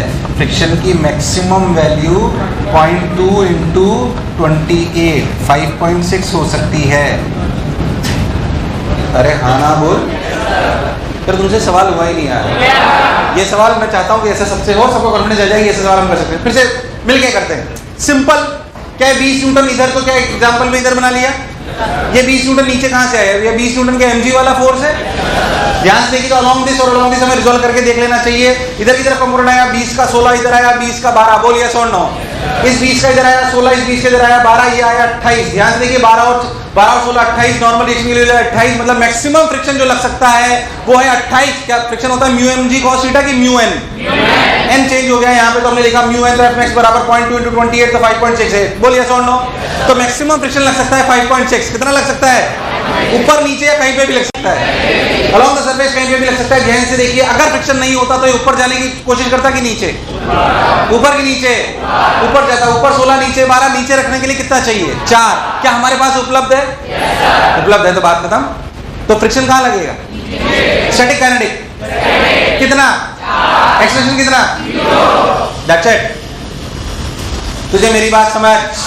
अब तू बोले तो पूरा लेक्चर इसमें निकाल सकता हूं। कॉन्फिडेंस सुन, इंक्लाइन प्लेन पे ब्लॉक रख दो, कोई भी फोर्स लगा लो, क्या सवाल कर सकता हूं? नहीं आया। इंक्लाइन प्लेन पे ब्लॉक रख दो, क्या रख दो? और कितने भी फोर्स लगा लो, मेरे से सवाल होना कमी। किताब लिख लो आप इस पे, क्या है उसमें? उसमें कोई खास बात दूसरा सवाल निकल रहा, कॉन्फिडेंस से आना चाहिए बस। जैसे अपने एक सरफेस पर हॉरिजॉन्टल सरफेस पे एक ब्लॉक रखो, कितने भी फोर्स लगाओ मुझे दिक्कत अपने मन से बस ये बात पूछना कि मान लीजिए मैं आपको एक सवाल दे देता, कोई भी एक कुछ भी 45 डिग्री पे 5 किलो का ब्लॉक रखा है, इस 5 किलो के ब्लॉक पे इधर 10 न्यूटन लग रहा है और इधर की तरफ भी लग रहा है 5 न्यूटन, क्या तू सवाल कर सकता है? यस और नो? न्यूक्लियर इज 0.2 0.5 क्या सवाल कर सकता है? मन में कॉन्फिडेंस होना, क्या कॉन्फिडेंस है? इंक्लाइन प्लेन पे ब्लॉक रखा हो, कितने भी फोर्स लग रहे हो, फ्रिक्शन हो, मुझे कोई तकलीफ चलेगा नहीं चलेगा, फ्रिक्शन क्या होगा, स्टैटिक होगा, काइनेटिक होगा, चलेगा तो किधर चलेगा, क्या एक्सेलरेशन के साथ होगा, मुझे तकलीफ वाली बात। That's it, one format is clear कि भैया हॉरिजॉन्टल में सब कुछ आता है, इंक्लाइन में सब कुछ आता है। थोड़ी सी और बात करते हैं, देखिए तो सिंगल ब्लॉक को हमने हॉरिजॉन्टल पे रख के देख लिया, सिंगल ब्लॉक को हमने इंक्लाइन पे रख के देख लिया। अगर सिंगल ब्लॉक को आप कभी कर्व्ड सरफेस पे भी रख के देख लो तो भी आपको कोई तकलीफ। जैसे मान लीजिए मैं आपसे एक बात बोलूं, देखो देखो देखो देखो देखो देखो, डरना मत, कर्व्ड में ऐसी कोई डरने वाली बात है। कई बार आ जाते हैं, हालांकि चैप्टर वाइज आते हैं। मान लीजिए कटोरा है तो बहुत अवगत होगा इन सब चीजों से। कटोरा देखा है तुम लोगों ने यार? हाँ बोल। तो कटोरा वही तेरा वाला सार, क्या इसमें फ्रिक्शन होता है? ऐसे क्या देख रहा है, कटोरे में फ्रिक्शन नहीं होता है क्या?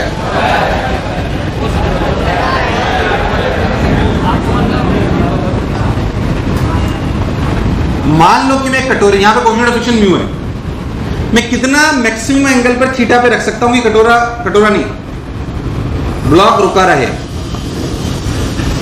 सवाल नहीं चमका। कटोरा है, फिक्स कटोरा, उसमें ब्लॉक को ऊपर ले जाओगे तो क्या एक वैल्यू होगी जिसके बाद वो स्लिप करना चालू कर दे? यार तुम्हें समझ नहीं आया? Maximum theta for which M is at rest, maximum theta for which M is at rest. बिल्कुल सिंपल सवाल।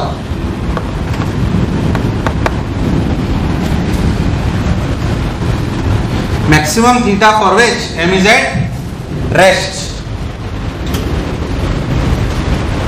सांवली सलोनी तेरी जी। अच्छा मैं एक बात भूल जाऊंगा, 2 बार से बोल रहा हूं। अरियन की बुक खरीदेंगे सब लोग, 17 years chapter wise solutions for JEE main. यार क्या खरीदेंगे सब लोग? अरिहन की बुक 17 साल की। आज किसी के पास है क्या? अभी अबे वो 38 वाली जे एडवांस की है, सुन तो लिया कर पूरा क्या कह रहा हूं। हाँ ये नहीं खरीदेंगे क्योंकि डिस्कशन इसी से होगा, पूरे 17 साल के पेपर डिस्कस करेंगे। Got my point? किसके? जेईई मेन के। क्या मेरी बात क्लियर है? तो दिसंबर से पहले इस रेगुलर बैचेस में डिस्कशन होगा। एक्सरसाइज 1 कौन सा? अरे यार एक्सरसाइज 1, एक्सरसाइज और ये। क्या मेरी बात क्लियर है? सब लोग खरीदेंगे इसको। 17 साल, मुश्किल से 130 रुपए की किताब है, मैं ही बंटवा दूं फ्री में। मुझे पता था, मैं जानता था। ये देखा, आ जाओ। खैर, मास एम, मास बहुत ध्यान समझो। तो इसमें नीचे क्या लग रहा है? M G. अच्छा नॉर्मल किधर लगेगा? ऊपर। डरना मत कि कर्व्ड है साला, तो पढ़ाया ही नहीं, कुछ है नहीं। एम जी इधर, क्या ध्यान देंगे तो ये थीटा तो ये भी थीटा, क्या इधर एम जी कॉस थीटा, फिर से इंक्लाइन प्लेन ही है, ध्यान से देखो तो। अरे यार it is nothing but incline plane of angle theta. सोच के देख। अरे it is nothing but incline plane of angle. क्या तू डरा तो नहीं यार? कर्व्ड सरफेस से डरने की आवश्यकता अरे है तो जिस जगह रखा है उस जगह टेंजेंट डाल लो, जिस जगह रखा है उस जगह। इसलिए सवाल कराया मैंने कि कर्व्ड सरफेस भी आ जाए तो डरने की जरूरत, डरना क्या है उसमें? अबे है वो कोई भी कर्व्ड सरफेस होगी, मैं तो कह रहा हूं। चलो इसको कर लेते हैं पहले। ये अपने थीटा लिया, ध्यान देखो तो एम जी कॉस थीटा। क्या मैक्सिमम फ्रिक्शन जो हो सकता है, क्या वो हो सकता है वास्तविकता में mu M G cos theta? अरे हाँ ना बोल यार। क्या फिर से इधर की तरफ लग रहा है mg sin थीटा? अगर इसे रुके रहना है, जस्ट की कंडीशन है, तो क्या mg sin theta equal to mu mg? mg sin theta equal to mu mg? अरे मुझे लगा ही नहीं तुम्हें आया। तो mg sin theta equal to mu mg cos theta, just चलने की कंडीशन में तो mg ने mg को मार दिया। क्या फिर से tan थीटा की वैल्यू म्यू आ गई? मतलब क्या थीटा की वैल्यू tan इनवर्स म्यू आ। मतलब अगर आप इससे ऊपर ले जाओगे तो स्लिप नीचे कर जाएगा। यार मुझे लगा नहीं तुम्हें आया। इससे ऊपर ले जाओगे तो स्लिप नीचे कर जाएगा और इसे नीचे रखोगे तो स्लिप ऊपर कर जाएगा। क्या इस जगह पे रेस्ट पे है? इसे ऊपर ले जाओगे तो क्या नीचे स्लिप कर जाएगा? और नीचे ले जाओगे तो ऊपर स्लिप कर जाएगा। कई लोग मुरारी बाबू की कथा की तरह सुनते हैं, बिल्कुल एक्सटेम करेगा वो।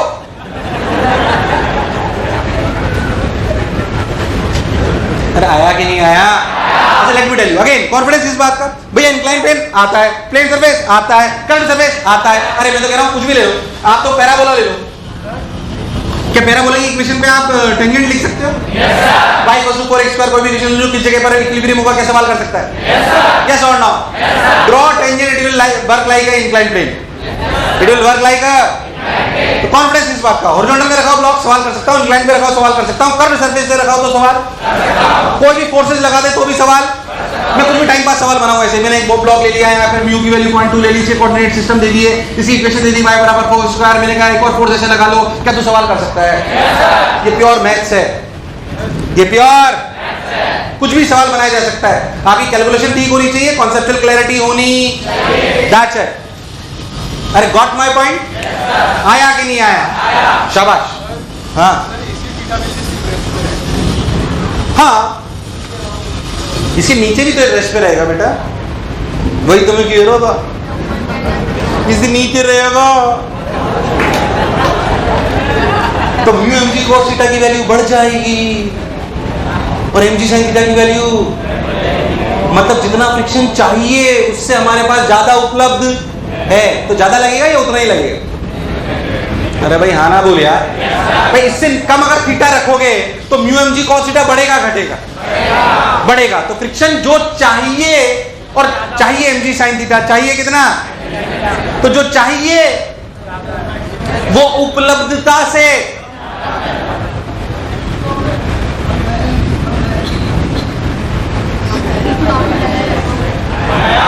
तुम्हें समझ नहीं आया?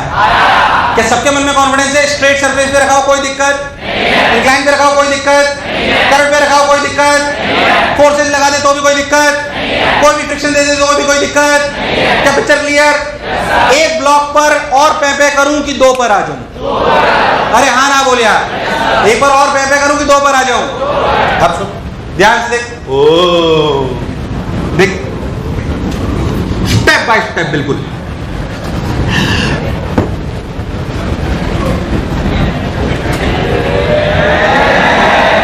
क्या है इसमें, क्या है?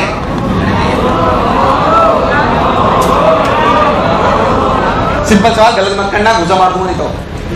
मान लो 4 किलो, मान लो 2 किलो, मान लो 4 किलो, मान लो 2 किलो, फोर्स लगाया गया 50 न्यूटन। यहां पे म्यू की वैल्यू है 0.2, यहां पर है 0.3। बताइए चलेगा नहीं चलेगा? चलेगा तो कहां कितना कितना फ्रिक्शन लगेगा, कहां क्या होगा, ये वो ये।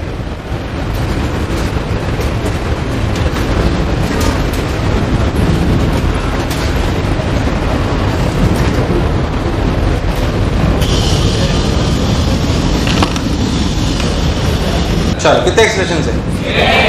अच्छा तो नॉर्मलाइजेशन बताइए बीच में। चलो देखते हैं सब लोग। फिर इसी साल को थोड़ी सी पीएचडी कर लेंगे। इस वाले ब्लॉक पे एफ मैक्स कितना है? 40 × 0.2 8। इस पे कितना है? कितना है? कोई बुराई वाली बात? 8 और 6 टोटल फ्रिक्शन कितना हो सकता है? 14। कितना हो सकता है भाई? इस पे मैक्सिमम फ्रिक्शन लग सकता है 8 म्यू mg, इस पे मैक्सिमम फ्रिक्शन लग सकता है 6। बोलो क्लियर है? अरे हाँ ना बोल। अगर अपन बहुत ध्यान दें तो पूरे सिस्टम पर कुल मिलाकर फ्रिक्शन लग सकता है 14। कितना लग सकता है? हमने फोर्स कितना लगाया? 50। ज्यादा है कि कम है? तो चलेगा नहीं चलेगा? 50 में से 14 गया तो 36। 36/6, 36/6 6। नॉर्मल रिएक्शन 2 kg का डायग्राम बनाइए। 2 kg में फ्रिक्शन कितना लग रहा है? यार बेकार रेस्पॉन्स यार। किधर लग रहा है? किधर लग रहा है? अच्छा दोनों ब्लॉकों पे friction static kinetic? Static kinetic. कोई बुराई वाली बात? तो रिलेटिव मोशन का बोल लगेगा तो फ्रिक्शन लगा पीछे कितना लगा? 6। क्या 4 kg से नॉर्मल लगा आगे? नॉर्मल कहाँ लगा? आगे। और क्या लगा आगे? बस 50 थोड़ी लगे, 50 तो 4 पे लग रहा है। एफबीडी 2 का बना रहा हूँ। क्या 4 kg द्वारा आगे नॉर्मल लगा? अरे हाँ ना तो बोल। क्या 2 kg पे पीछे फ्रिक्शन 6 लगा? बस तो n-6 इक्वल्स टू 2 इंटू 6। बोल यस और नो। तो आंसर आएगा 18 न्यूटन। कितना? तुम्हें मेरी बात समझ आई कि नहीं आई? मैं थोड़ी थोड़ी बातें इसमें देर से कर लेता ताकि तेरे को कंसेप्चुअल क्लैरिटी आ जाए। ऐसे सवाल आएंगे चलते हुए, क्या सवाल कर लेंगे? सबका रिस्पॉन्स नहीं आया? चलो let's change some smaller things. Suppose if I take this force as 6 Newton, what is the normal relation between 4 kg and 2 kg?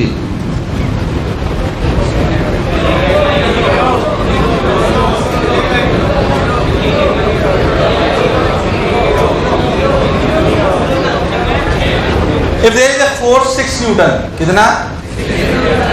What is the normal relation between 4 kg and 2 kg? पक्की बात? पहले इसमें क्या है? पहले इसका normal generate होगा कि इसका फ्रिक्शन? हालांकि मैं आपको एक बात बता दूं कि ये वास्तविकता में 100% ये बात कहीं नहीं जा सकती, क्योंकि इस वाले ब्लॉक पे शेयर स्ट्रेस भी आ सकता है। पर मैं बात इसलिए बोल रहा हूँ कि कभी किसी ने सुन ली हो या किसी ने स्टाइल मारने के लिए करी हो, तो आपको ऐसा कुछ भी मानना, इसे जो कह रहा हूँ उसे मानना है। क्योंकि जेई में एक बार बहुत सारे सवाल आए थे, उन्होंने इसी प्रकार की बातें मानी थी। कहाँ मानी थी ये भी बता दूंगा।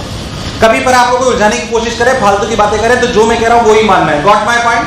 पर इसका मतलब ये नहीं मैं उससे इत्तेफाक नहीं रखता हूँ, पर हमें उससे मतलब है जो जेई मान रही है। हमें उससे मतलब है जो जेई मान रही है। खैर आप खुद सोचो कि इसमें पहले फ्रिक्शन आएगा कि इसमें आएगा? पहले 4 kg। 4 kg का मैक्सिमम फ्रिक्शन कितना है? क्या ये 6 को रोक सकता है? तो 6 लग गया, तो यहाँ पे कुछ भी ट्रांसफर, यहाँ पे कुछ भी ट्रांसफर। सोचिए 10 चला कि नहीं चला? पहले सिस्टम चला कि नहीं चला? चला कि नहीं चला? नहीं चला। टोटल तो 14 है। टोटल तो कंफ्यूज मत हो, टोटल तो 14 है भाई। अगर मैं इसे 10 कर दूंगा तो चलेगा कि नहीं चलेगा? पहले चलेगा तो नहीं। यहां पे कौन सा फ्रिक्शन लगेगा? 8। क्योंकि 8 लगने के बाद क्या 2 जो ट्रांसफर होगा? यहां कितना लगेगा? कितना लगेगा? Got my point?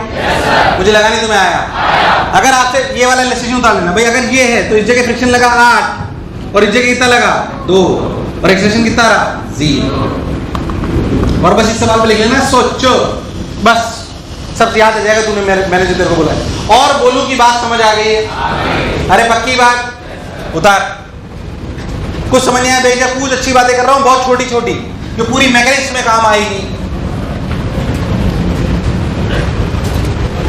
4 kilo 2 kilo 8 Newton 6 Newton. इधर से ऐसे सवाल और कराऊंगी, क्लियर है? अरे पक्की बात? 2 की जगह तीनों सवाल क्या कर सकता है? गलत रिस्पॉन्स।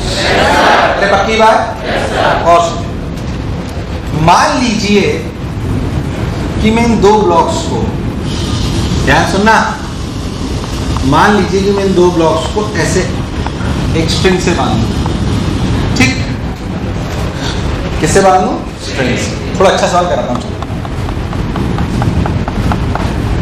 ये 2 किलो, ये 2 किलो, ये 0.3, ये 0.2।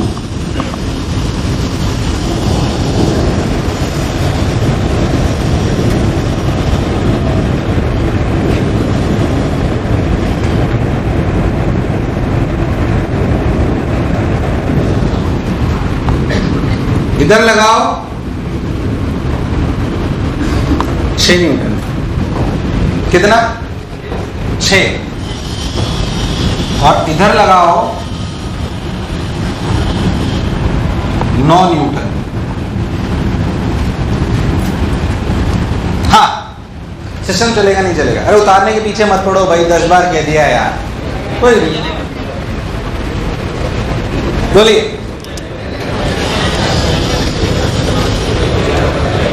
पहले तो सिस्टम चलेगा नहीं चलेगा? सब लोग बोलो। सिस्टम चलेगा नहीं चलेगा देखने का सिंपल तरीका, अगर फ्रिक्शन नहीं होता तो ये किधर चलता? यार हवा नहीं है यार, आगे कि पीछे?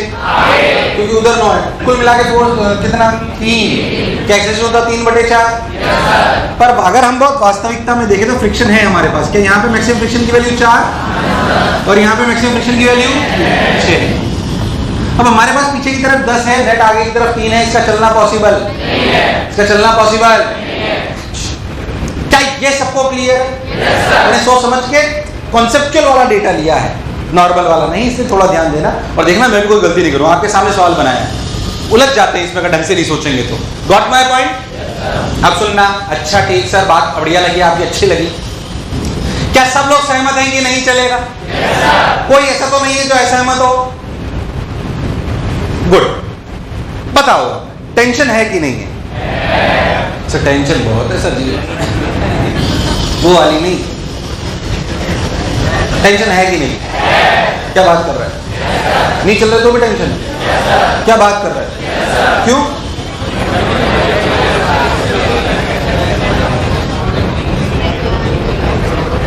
तुम लोग बोलो। पहले तो नहीं चलेगा सिस्टम। अब सब लोग है ना बिना आपस में डिस्कस करें। टेंशन, यहां पे लगने वाला फ्रिक्शन, यहां पे लगने वाला फ्रिक्शन की वैल्यू लिख लीजिए खुद सवाल की तरह। बोलो क्लियर है? सबको पता है नहीं चलेगा। नहीं चलेगा तो 2 kg और 2 kg में स्टैटिक फ्रिक्शन लगेगा। लगेगा कि नहीं लगेगा? अगर स्टैटिक फ्रिक्शन लगेगा तो 4 हो 6 हो, ये जरूरी, वो कम भी हो सकता है। तो आपको 3 चीजें लिखनी है, टेंशन और दोनों पर फ्रिक्शन, और पास वाले का नहीं देखना है, खुद की अक्ल लगानी है।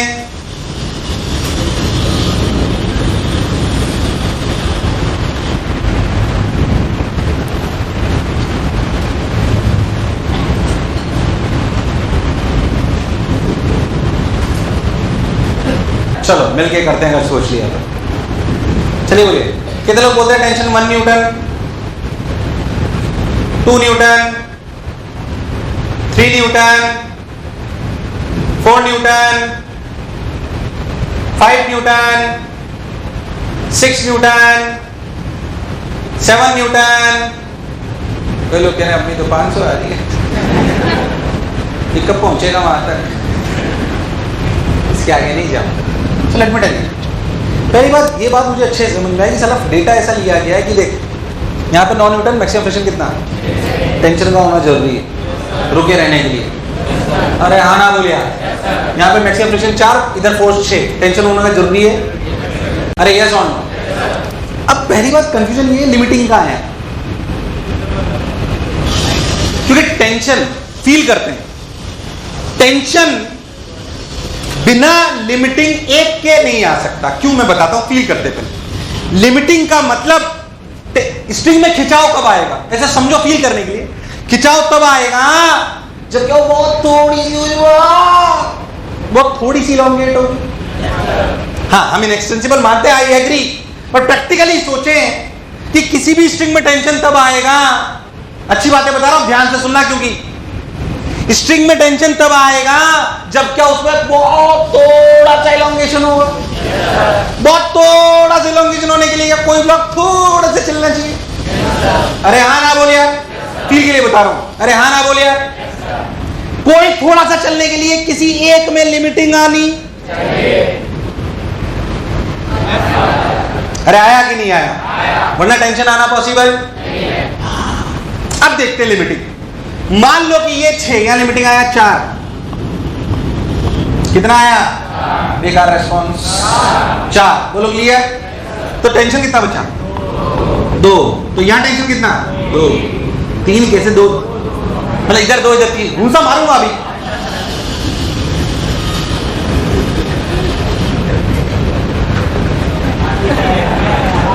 टेंशन तो 2 ही रहे। यहां लिमिटिंग माना 4, तो यहां कितना? तो ये कितना? इधर कितना? रुके रहने के लिए फ्रिक्शन कितना चाहिए? क्या अवेलेबल है? इसका मतलब जो हमने सोचा वो गलत है। इसका मतलब लिमिटिंग यहां नहीं आएगा, यहां। अरे भाई साहब, तुझे मेरी बात समझ? अरे आई कि नहीं आई? इसका मतलब जो हमने सोचा ये गलत है, गलत है, गलत है। तो सही सोचो। इधर लगाओ 6, कितना चाहिए? कितना चाहिए? हाँ, तो इधर भी कितना? 3, इधर कितना? 6, तो फ्रिक्शन कितना चाहिए? क्या अवेलेबल है यार? हाँ ना बोल। तो आंसर इधर 3 फ्रिक्शन, इधर 6 फ्रिक्शन और tension. This is the real situation. ये अच्छा सवाल है, दिखने में वैसे ही लगता है normal, but it's a very good illustration. सोच समझ के डेटा लिया गया है ताकि उलझन जैसी स्थिति पैदा हो। तुम्हें दूर दूर तक मेरी बात समझ, फिर से समझ, मैंने क्या समझाया? अगर ऐसी सिचुएशन फंस गई, इसका मतलब टेंशन आना जरूरी है। टेंशन आना जरूरी है मतलब कहीं ना कहीं एक जगह लिमिटिंग होना। हालांकि उसकी भी एक शॉर्ट ट्रिक बनाई जा सकती है, पर तुम मत उलझो। क्या तुम दोनों जगह लिमिटिंग लेके चेक कर सकते हो? जहां से सही बैठे वहां कर लो, खत्म। फालतू दिमाग लगाने की जरूरत यार। मुझे ऐसा क्यों लगा तुम्हारे लिए सन्नाटा था ये? अरे आया कि नहीं आया? ये मैथमेटिकल सवाल नहीं है फ्रिक्शन का, ये कंसेप्चुअल सवाल है। कैसा सवाल है? तुम्हारी शक्ल देख के लगता है मुझे एक और कराना चाहिए। हाँ नहीं, कर लो, कोई दिक्कत नहीं, कर लो। चलिए आइए, मुझे डेटा सोचने दो बस।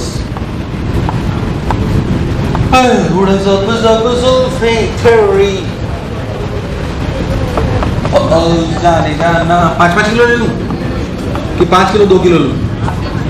5 किलो 2 किलो, ये म्यू पॉइंट फोल्ड ले लो।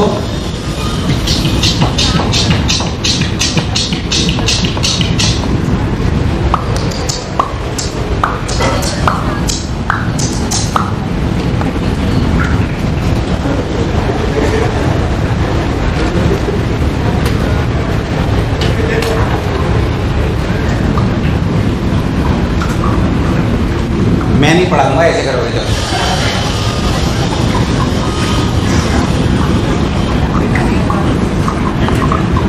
31 न्यूटन। भाई का सवाल तुम्हारे सामने बना, गलत बन जाएगा, सब उलझ जाएंगे। अब साले चुप हुए, भरोसा नहीं, कुछ भी बनाते गए।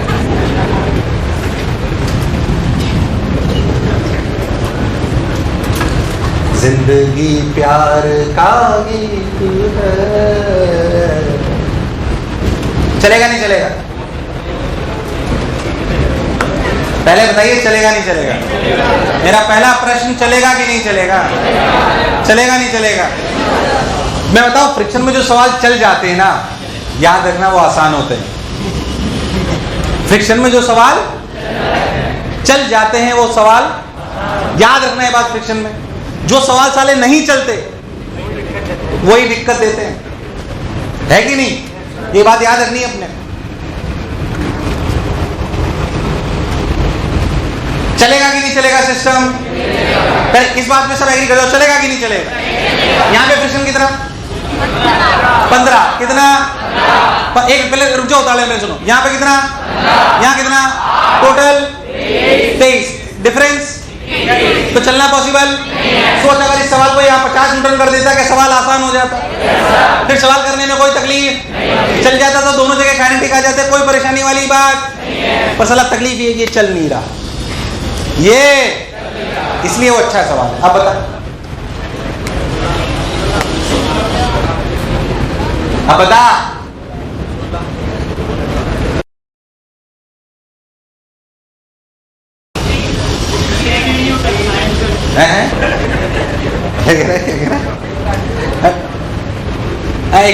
नहीं चलेगा, क्लियर है। ये 15 हो सकता है या 8 हो सकता है। क्या लिमिटिंग लेना चालू करें?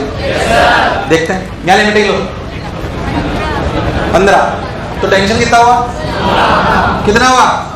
इधर 16 लगा तो इधर कितना है? हाँ। अरे यार हाँ ना बोल। नहीं आया, नहीं आया।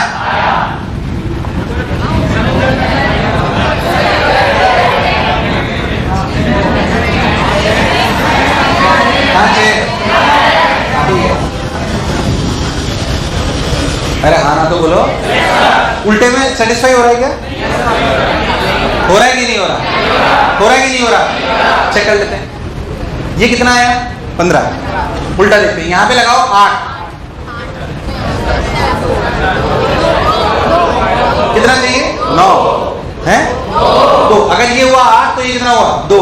तो ये दो फ्रिक्शन कितना चाहिए? 29। कितना चाहिए?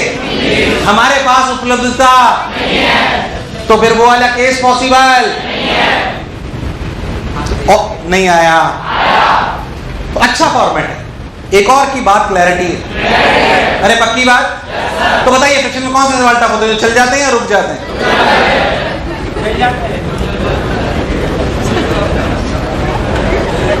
मेरी एकता आंटी बहुत खराब। हाँ क्या पिक्चर क्लियर है कि और बताऊं? जेई में भी आ चुका है ऐसे सवाल। मैं थोड़ा और अच्छा करना हो तो ऐसे भी कर सकता हूं। देख ध्यान सुनना, डरो मत, बढ़िया सवाल है, कंसेप्चुअल सवाल फ्रिक्शन के। देखिए ऐसे ले लूं देखना, 37 डिग्री ठीक है।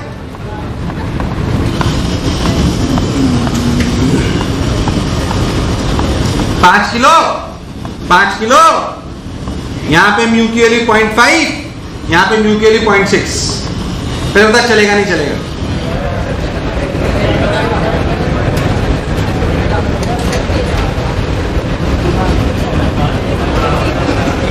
दोनों 5-5 किलो, पर इधर 0.6 इधर 0.5।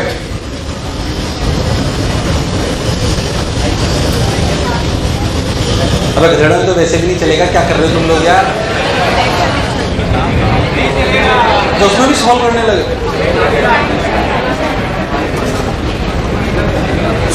इसमें सॉल्व करना पड़ेगा। टेंशन आएगा कि नहीं आएगा? फ्रिक्शन भी आएगा।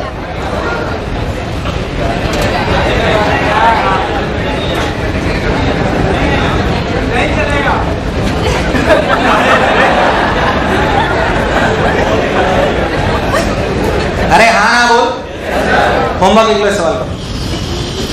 बिल्कुल ऐसा ही सवाल है, ध्यान से सोचोगे तो। इसको ऐसे कर लेना बस।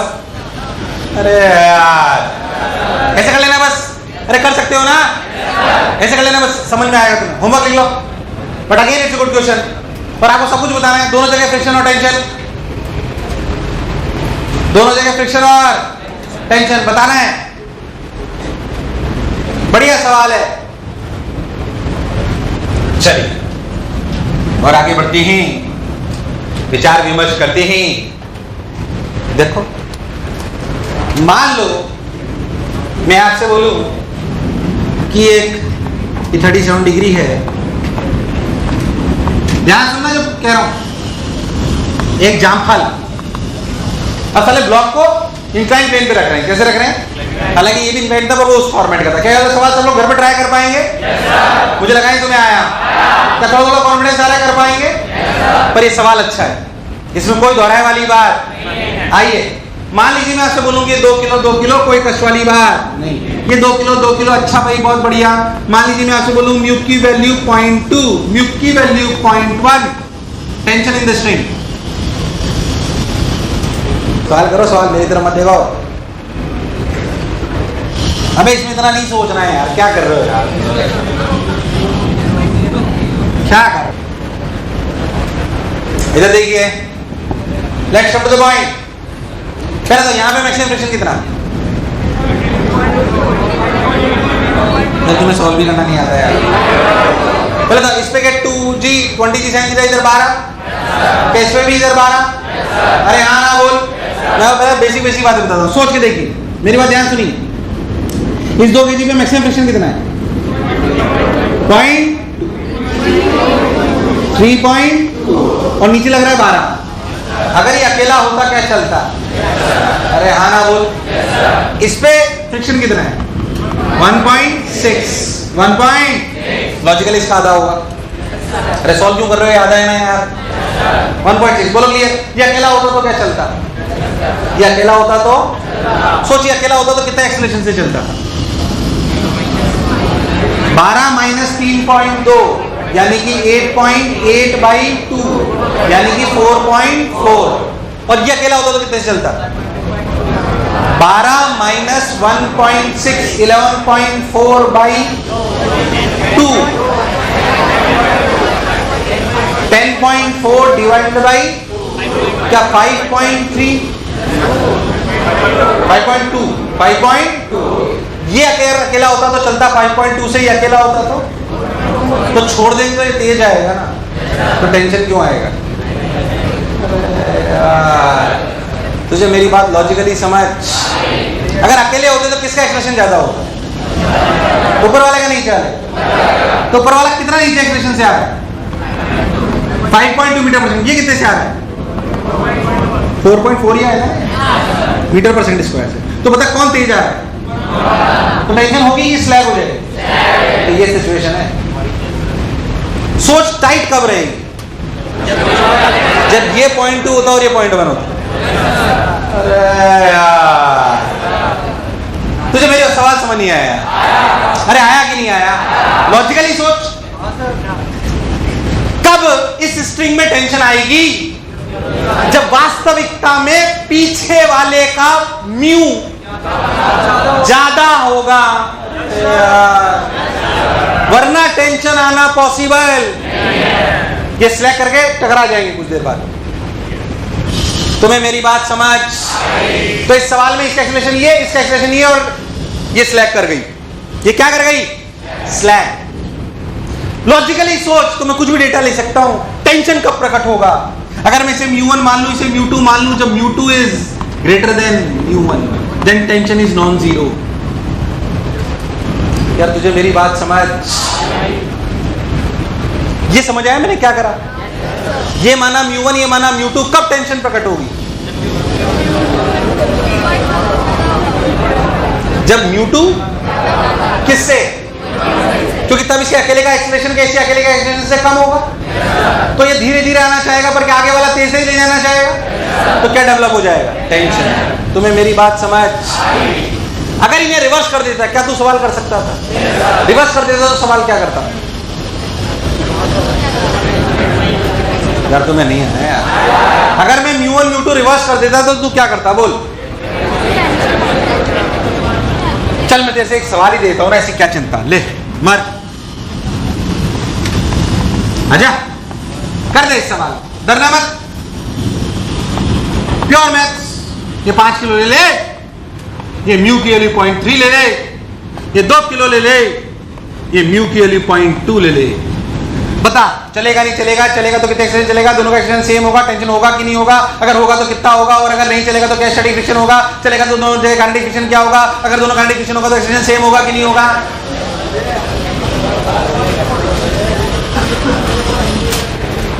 तो डांस अच्छा करते हो आप, है ना?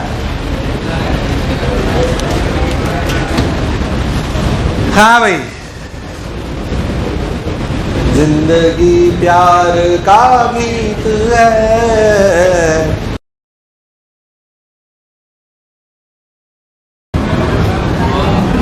कितना हुआ? 12 हुआ क्या? mg cos 37 इंटू 0.3, तो 0.3 इंटू 50 इंटू 3/5, 12 9 हुआ ना? जब cos 37 4/5, ठीक है, तो 12 न्यूटन। और यहाँ पे कितना हुआ? कितना हुआ? 3.2। तो मैक्सिमम पीछे फ्रिक्शन कितना लग सकता है? 15.2, पर नीचे इधर लग रहा है 30 और इधर लग रहा है 12, 42। 42 से कम है, मतलब सिस्टम चलेगा कि नहीं चलेगा? ये तय है।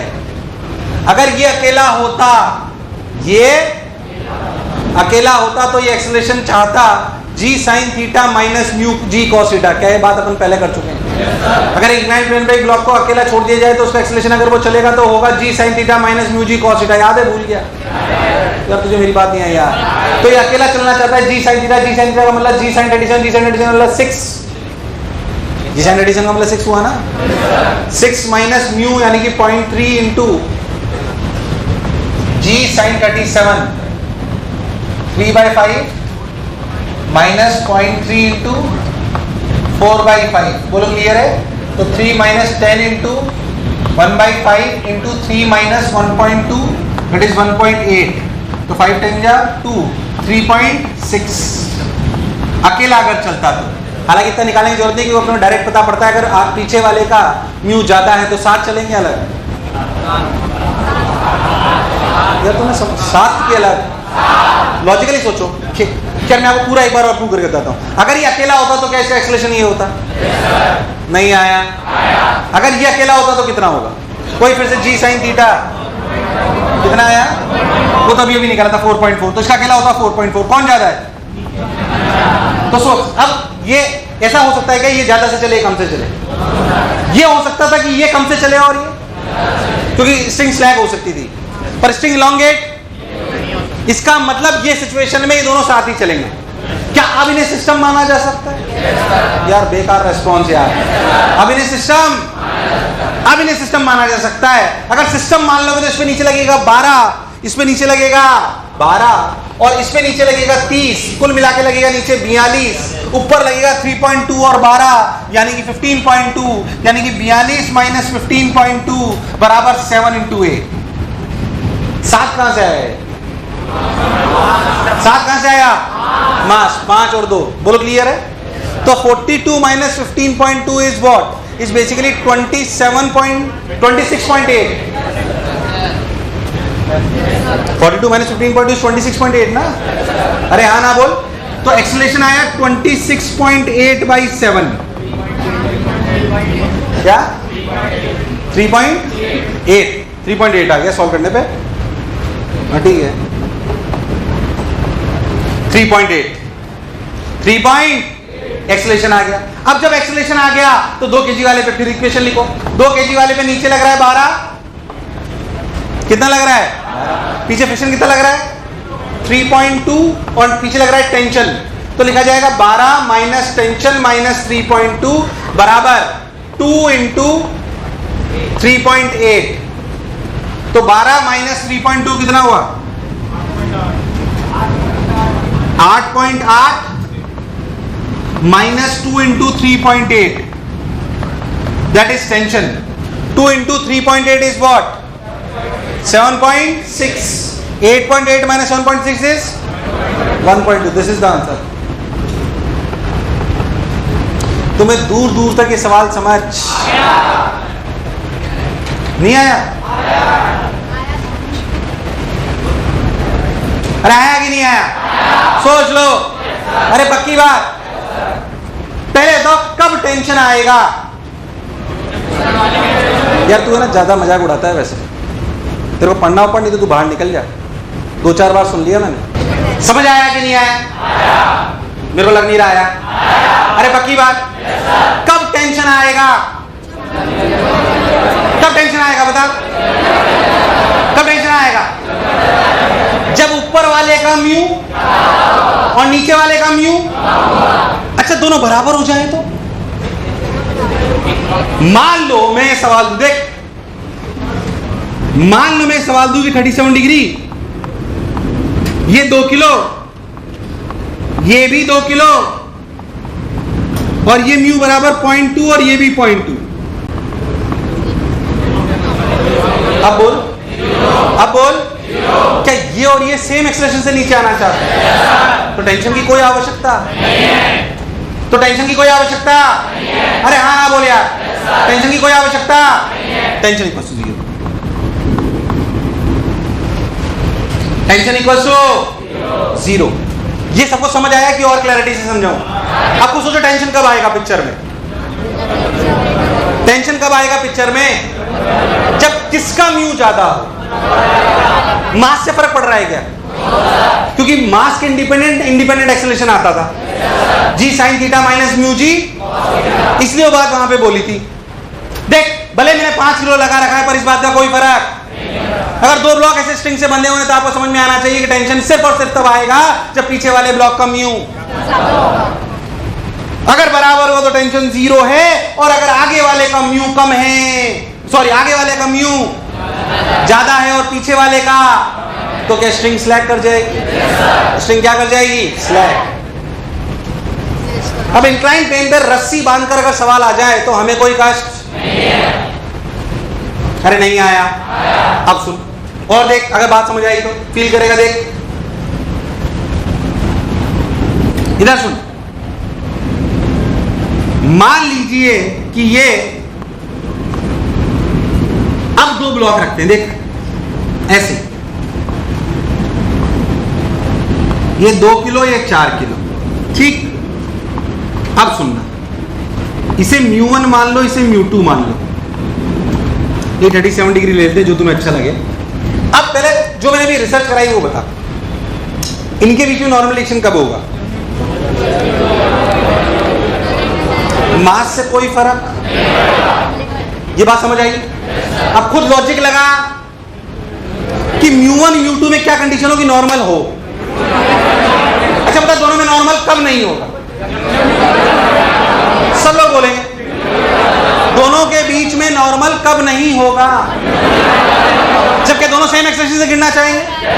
ये वैसी ही बात है कि तू काम नहीं करे, मैं तुझे ऊपर ले जाऊं, ऊपर ले जाके तेरे सर पे बोरा रख दूं, तेरे नीचे फेंकूं, दोनों चीजें नीचे आ रहे हैं। दोनों को एक दूसरे का कोई कांटेक्ट फोर्स की जरूरत, सिर्फ वो दिखने के लिए टच में है, बाकी आपस में उनमें एक दूसरे पे कोई फोर्स। सोच इनमें नॉर्मल रिएक्शन कब जीरो होगा? सोच जब म्यू1 इक्वल टू म्यू2 है तो नॉर्मल क्या होगा? अरे सब लोग बोलो यार, तो डायरेक्ट बोलो, दोनों का एक्सप्रेशन क्या होगा? सेम वैल्यू बोल, डायरेक्ट सुन, जी sine theta minus mu G cos theta. क्या इंडिविजुअल एक्सप्रेशन है? ये क्या है?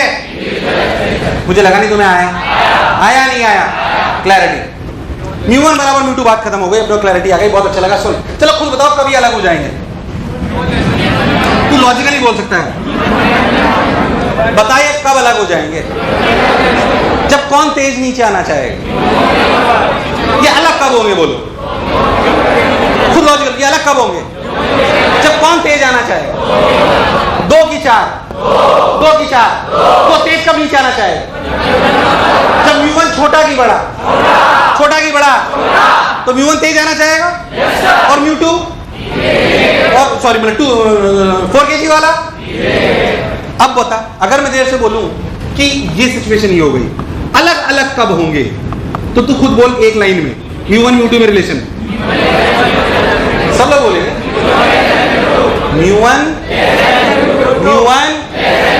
क्या ये बात सबको समझ आती है? अरे नहीं आया नहीं आया। तो म्यू1 लेस देन म्यू2, म्यू1 लेस देन। अब बता नॉर्मल कब आएगा? नॉर्मल कब आएगा? जब म्यू2 लेस देन, क्योंकि उस केस में तेज आना चाहेगा। पर क्या ये वाला इस पे धक्का लगाएगा? अरे नहीं आया, क्योंकि ये तेज आना चाहेगा इसलिए वो आगे वाले पे तो धक्का लगाएगा, तो नॉर्मल रिएक्शन। एक इलस्ट्रेशन कराऊं, बोल कौन सी वैरायटी का? ये की ये सबसे अच्छा कौन सा होगा? सोच के देख, ये वाला कि ये वाला? नीचे वाला। बोल यस और नो, पक्की बात? एक सवाल कर दे, वही जो भी करा है वही है, डरना मत, कुछ भी सवाल ले सकते हैं, बात कॉन्सेप्ट समझ में आना चाहिए। 37 डिग्री, ये 2 किलो है, 4 किलो, वो ले लेते हैं। म्यू2 ग्रेटर देन म्यू1, म्यू2 की वैल्यू ले लो 0.2, म्यू1 के ले लो 0.1। चलो हो जाओ चालू।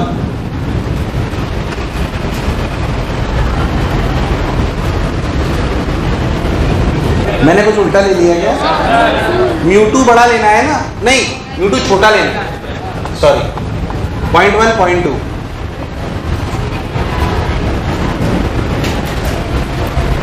जीरो आ रहा है, कैलकुलेशन करनी पड़ेगी। बोलिए, गंदा सा आ रहा है क्या? 1 न्यूटन, मुझे पता नहीं, अभी देखते हैं, सॉल्व करना पड़ेगा। पर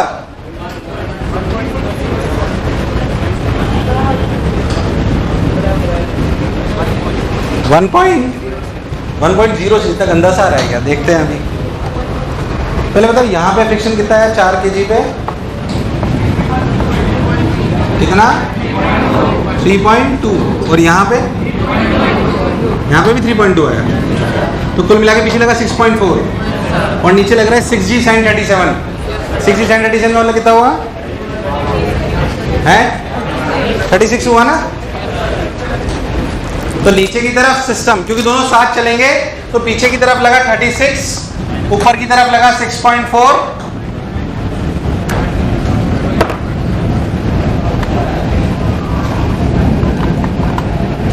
चलिए 6.4 तो 36 माइनस 6.4 बाई 6 इक्वल्स टू 8। क्या ये समझ आया सबको?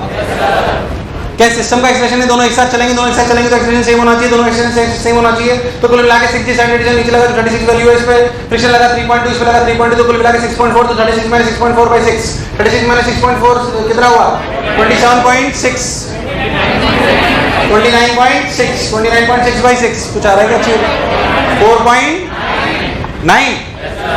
4.9 मीटर पर सेकंड स्क्वायर 29, हाँ ठीक है एक्सप्रेशन आ गया। अब हमें क्या चाहिए नॉर्मल रिएक्शन। 2 kg वाले पे देखो तो इधर पीछे से लग रही है नॉर्मल, इधर लग रहा है 12, बोलो क्लियर, पीछे फ्रिक्शन लग रहा है 3.2 और एक्सेलरेशन है 4.9, तो मेरे हिसाब से आंसर हुआ 12 + n - 3.2 equals to 2 × 4.9, 2.4.9 is 9.8, 12 - 3.2 is 10.8, तो नॉर्मल के लिए कितनी आई 9.8 - 8.8, मेरी तो 1 न्यूटन आई भाई, कितनी आई, अरे कितनी आई। अब तो ये वही कर सकता है जिसे फ्रिक्शन का पूरा ज्ञान हो, एनएलएम का पूरा ज्ञान हो, फोर्स बैलेंस करने आते हो, रिजॉल्व करने आते हो। क्या मेरी बात क्लियर है? जिसको एनएलएम की बेसिक चीजें नहीं आएगी उसे एक बात समझ नहीं आ सकती। तुम्हारे प्राण प्रखेलू कर पाए कुछ लोग, कर पाए कुछ लोग, सोच लो कितने लोगों ने सही सोचा था, हाथ खड़ा कर दें ईमानदारी से। क्या कॉन्फिडेंस है कि अगर 2 ब्लॉक इंक्लाइन प्लेन पे रख दिए जाएं, चाहे वो रस्सी से बंधे हो चाहे वो नहीं बंधे हो, उनके बीच का नॉर्मल रिएक्शन, कब वो साथ चलेंगे कब वो अलग चलेंगे, क्या मैं सवाल कर सकता हूं? मुझे ऐसा क्यों लगा मैंने आज थोड़ा टफ पढ़ा दिया? आज अच्छा पढ़ाया है। आज क्या पढ़ाया है? थोड़ा सा स्तर बढ़ा के। ये सारे कौन क्या क्या सीखे अभी तक, फिर से सुन।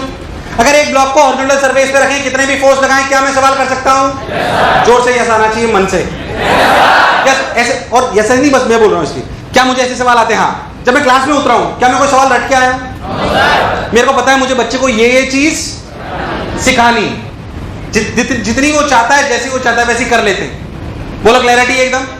अगर अपन बहुत ध्यान से सोच, फिर से बात करते हैं। क्या अगर एक ब्लॉक को हॉरिजॉन्टल सरफेस पे रख दिया जाए, फ्रिक्शन लगा दी जाए, कितने भी फोर्सेस लगा दिए जाए, क्या मैं सवाल कर सकता हूं? क्या इंक्लाइन प्लेन पे लगा दिया जाए, कितने भी फोर्सेस कर दी जाए, कितने भी फ्रिक्शन लगा दी जाए, क्या मैं सवाल कर सकता हूं? अगर इंक्लाइन प्लेन की जगह अपनी कर्व्ड सरफेस ले ली जाए तो भी क्या मैं सवाल कर सकता हूं?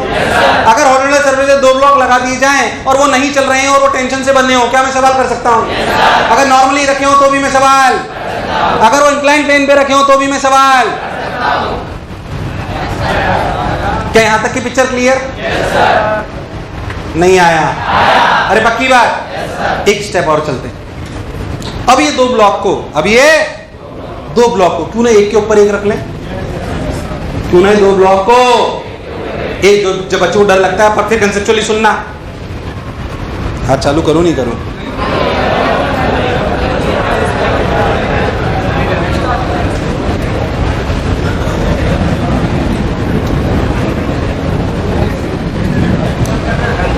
चालू करूं क्या? घर से एक सवाल सिर्फ सोच के आना, ठीक? जो नई फॉर्मेट पढ़ने वाले पढ़ाऊंगा तो हुई, पर आप है ना 2 सवाल सिर्फ सोच के आना ताकि आपको अच्छा लगे। मान लो 4 किलो, कितना है? 4 किलो, बोलो क्लियर। अगर ये 4 किलो है, अगर ये 4 किलो है तो है, ये 2 किलो है। मान लीजिए यहां पे कोएफिशिएंट ऑफ फ्रिक्शन म्यू बराबर 0.2 है। कितना है?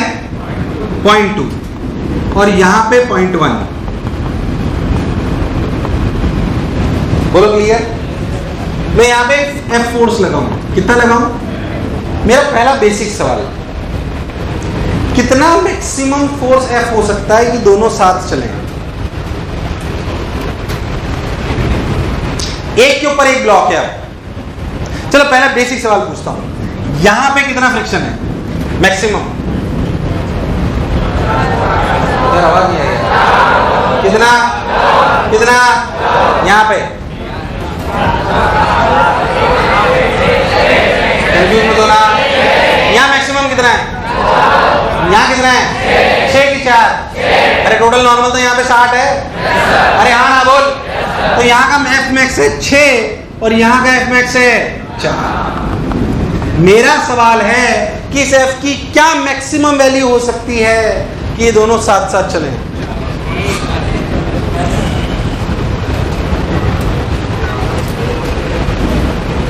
इस एफ की क्या मैक्सिमम वैल्यू हो सकती है कि ये दोनों साथ साथ चलें?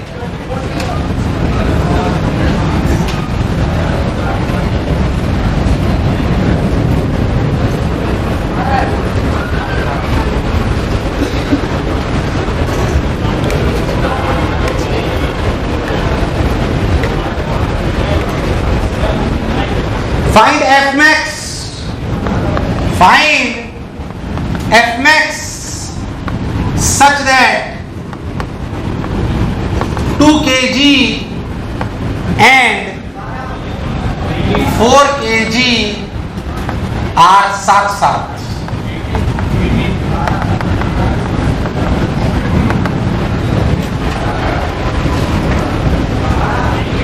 अरे चलो मैं इससे पहले एक और सवाल पूछता हूं. Find F max such that 2 kg and 4 kg are at rest. चल पहले इसका जवाब दे.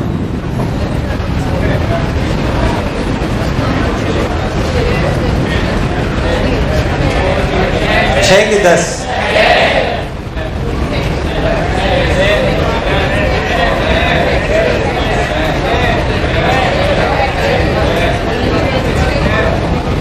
एफ की कितनी मैक्सिमम वैल्यू हो कि ये साथ साथ ये रेस्ट पर है? 6 की 10. 6 की 10. क्यों? नीचे वाले को पीछे चांद नहीं लग सकता?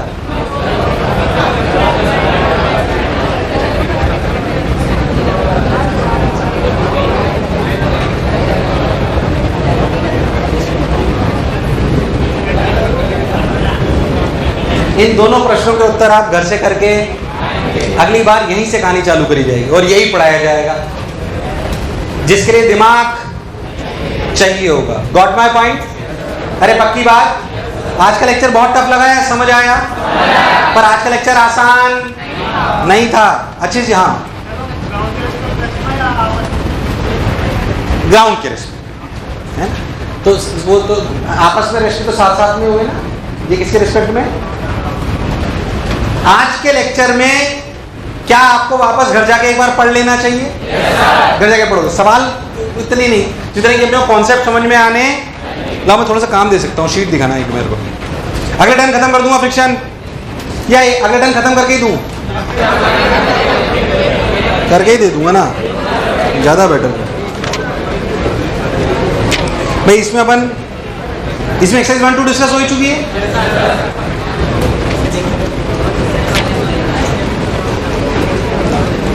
इसमें सेक्शन HIJ के भी है क्या? हाँ हाँ, कोई बात नहीं. चलो चाहो तो तुम वैसे कर सकते हो. H वाला सेगमेंट चाहो तो H वाला सेगमेंट कर लेना. H बोलो, क्लियर है? चलिए